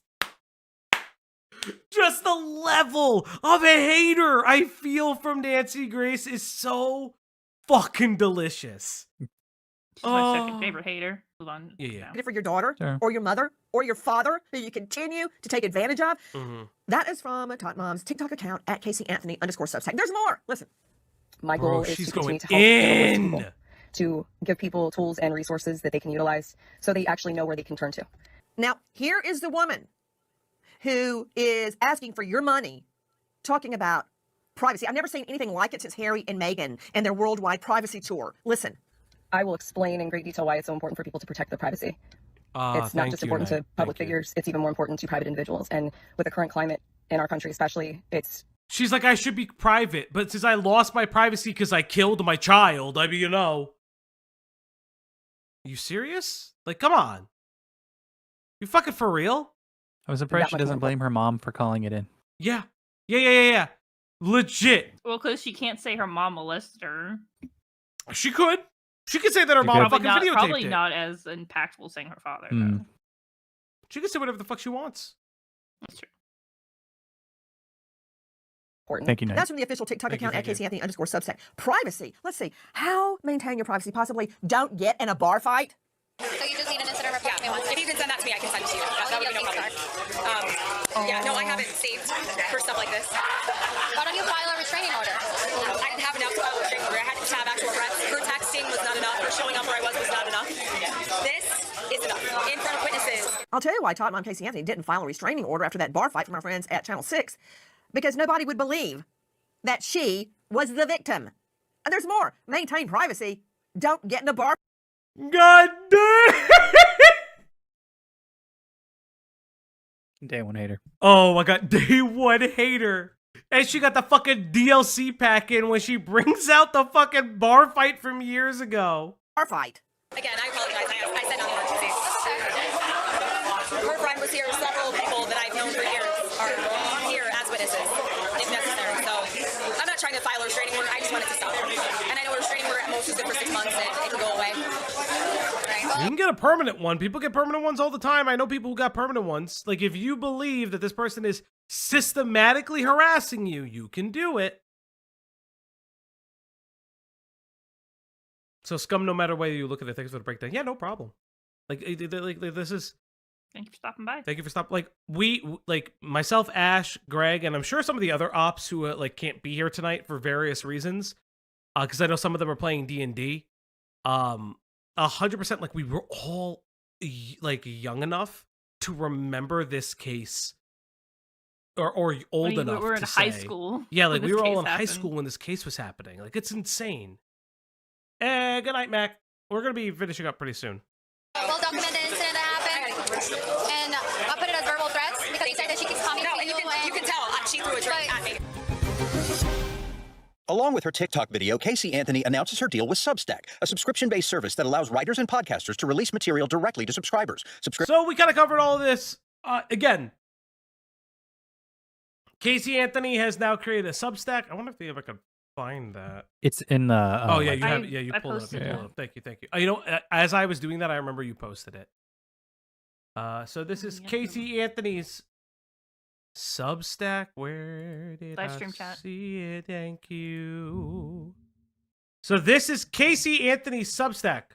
It has been more than 16 years since my name became a household one. Everyone seems to have an opinion I wonder why. about me and about my life. I am an advocate, a researcher. These are my words. This is my real life. 3,000 subscribers. Ugh.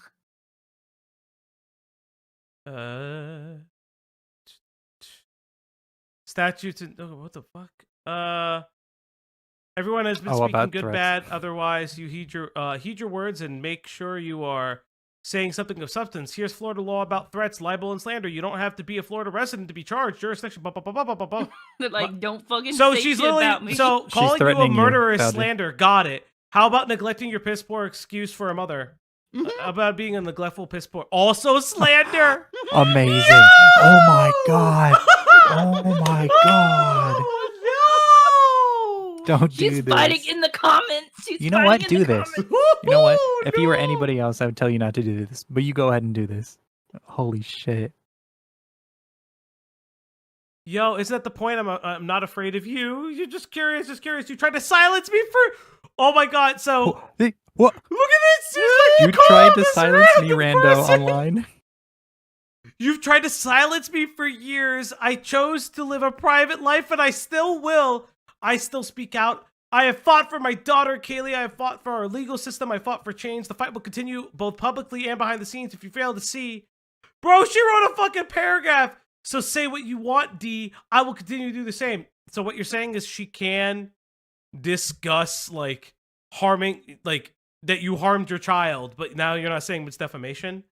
Let me remind you, it's also illegal to imply you are qualified to practice law or give legal advice if you're not a licensed attorney. I will remind you that this is not legal advice, public information. Oh. I've never once said I offer legal. If you are an advocate for the law, you are saying that you can do advice. All right.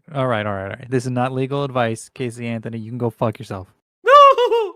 Again, I'm not slandering you. These are private opinions based on evidence that's there. I have overwhelmingly said that you were found not guilty in a court of law.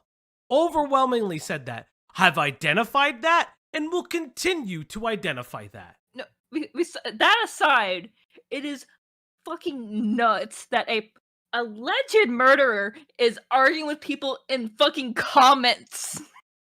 Bro, if she keeps embarrassing herself on OJ is like arguing with people. Sai, if you do I don't see why we shouldn't do streams on her. She wants to be a fucking influencer. She gets the influencer treatment. Straight up. We should be doing streams on her. She wants to be an influencer. Fuck it. Fuck it. Make her a cow. I don't give a shit. I don't care.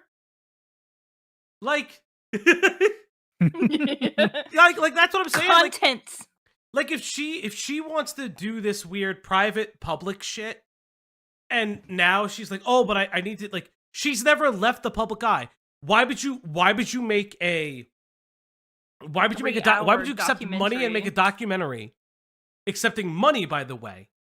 It's still accusing your father of crimes that we cannot prove, and saying that your father coached you to not go to the authorities over the death of your child is insane. What can we say for certain?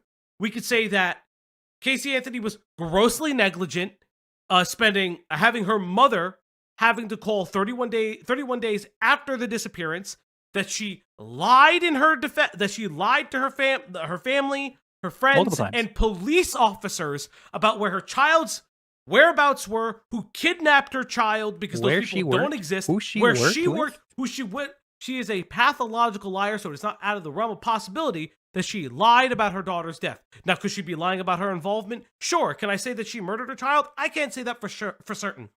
What we can say is that she lied about her involvement, she lied about where her daughter's location was, and she lied about every other point of her life. She was convicted, tried, and found guilty of that. That's what you can say. People should spam the comments and asking how much she's done to find Caylee's real murderer. Jesus Christ. Casey, your post is not only factually inaccurate, it also demonstrates a profound misunderstanding about the law and your role as an evil advocate. To claim you're in a position to educate others on the law, blah, blah, blah, blah, is dangerous. First, you assert that the First Amendment doesn't protect individuals from the consequences of their words most of the time. This is misleading and demonstrates a fundamental misunderstanding of how free speech works. The First Amendment does protect speech, but it's not an absolute right. There are exceptions, such as speech that defames others, incites violence, and threatens harm. However, what you're describing is an oversimplified and distorted view of how the law works in these areas. Slander and libel, for instance, are civil matters, not criminal, unless there's clear evidence of malicious intent or reckless disregard for the truth. The notion that someone can easily be prosecuted simply for expressing an opinion online is wildly inaccurate. The legal landscape for slander and libel claims is complex and varies much from state to state. You fail to grasp the nuance of the laws, and by offering such misguided advice, you are misleading others and about their rights and potential consequences. You also have to pay for her legal analysis. She's offering legal advice. Like, well, what's her reply to this mess? This this is such an accurate thing. Read and learn. Let's not forget you attempt to play the role as a legal expert steeped in irony in your own criminal history. You've never been held accountable for your daughter's death. There are far too many unanswered questions that surround the tragedy, but here you are lecturing others on legal matters if you have your own personal involvement in a horrific case should somehow grant you credibility. This is only 15 hours ago. 10 hours ago. 10 hours ago! 10 hours ago, chat! She is fighting for her life literally 10 hours ago. Like noon, she's typing this person. You are an overwhelmingly disliked and hated person. Your existence online is going to be what it is if you're going to do this. Yep. What are some of the... Oh, I don't have a Substack account. I will never have a Substack account. She's like getting eaten the fuck alive in her own shit. I don't see anyone else defending her either. No, nobody defending her. No. Yeah. I mean, the righties definitely won't defend her because she says she's an LGBTQ advocate. Yeah, again, I have said everything. None of it is malicious. If she wants to be going at public persons, she can... I will point her in a direction that she doesn't want to go. Stick it where the fucking sun don't shine. That's pretty much it, chat. Like, yeah, I know what I'm doing tomorrow. I'm gathering up all this shit. Let's go, Sai. Let's fucking go. Sai, if you need any of the videos and things, you can reach out to us. You can reach out to me if you ever need, straight up. If you ever need anything, just reach out. You should probably tell them your Discord. I don't want to blast my Discord. I'm Falgy.exe on Discord.exe on Discord, if I remember correctly. Falgy.exe. Or Twitter. Or you can reach out on Twitter at @theoplock. Yeah, anytime you need research stuff, you let us know. You've been cool to us. You've been here. Fuck it. You've been here all day. Yeah. Oh, thank you. Now hold on a minute. Now she put this public. It's bad. Yeah, no, she put this up publicly. This is a public post that people are replying to. Mm-hmm. And she's giving legal advice. She's giving her interpretation of legal facts. That is advice.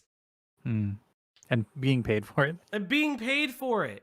When we discussed a lot of the Destiny stuff, and I really discussed a lot of the legality of it, I quite literally said I am not a lawyer, and all of the opinions that I'm giving are from lawyers. And you could watch any of the myriad of videos on the internet that literally link to that. It's all I said. Because you can understand the law and say in this instance it probably doesn't even work. But in this instance, you are paying her, it's behind a paywall to understand legal facts. You are paying her for her to explain legality to you. Get a lawyer at that point. If you're going to spend money on a lawyer. Not even remotely qualified to do this. I would love to hear from law experts if this is legal. Yeah, she can literally, she says that she's not a lawyer elsewhere. Very funny because LawTube is a thing. Yeah, I would be very, very interested if, I would love to know what LawTube thinks. Because this is insane to me. Oh, yeah. This is actually one of the most insane, like I don't know anybody else. I should make friends in LawTube. Hey, LawTube, that'd be pretty cool. If you guys need research stuff, we do it on the reg. Please. I actually, listen, if I had friends on LawTube, I'd fucking do it. I think it'd be interesting. Because this is interesting. Like, is this legal? Like, I don't know if it is. Nick Rikita. Like, Legal Eagle is busy, guys. Where's the Legal Eagle drop on this one? I talked to Beckett. He knows a lot of people. He knows people in LawTube. I mean, like, I would. Who knows? I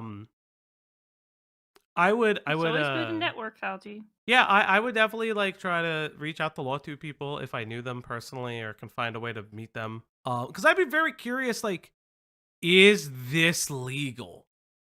Because it's behind a paywall. She's giving you, like, is this considered a blog? Is this, like, I'm just so curious. Yeah, like, is this like a Illuminati flashback? I would at Legal Eagle so badly. I might do it. He's busy with the honey thing. Well, no, all the other stuff. But this would America be stuff like happening. this would actually be a really good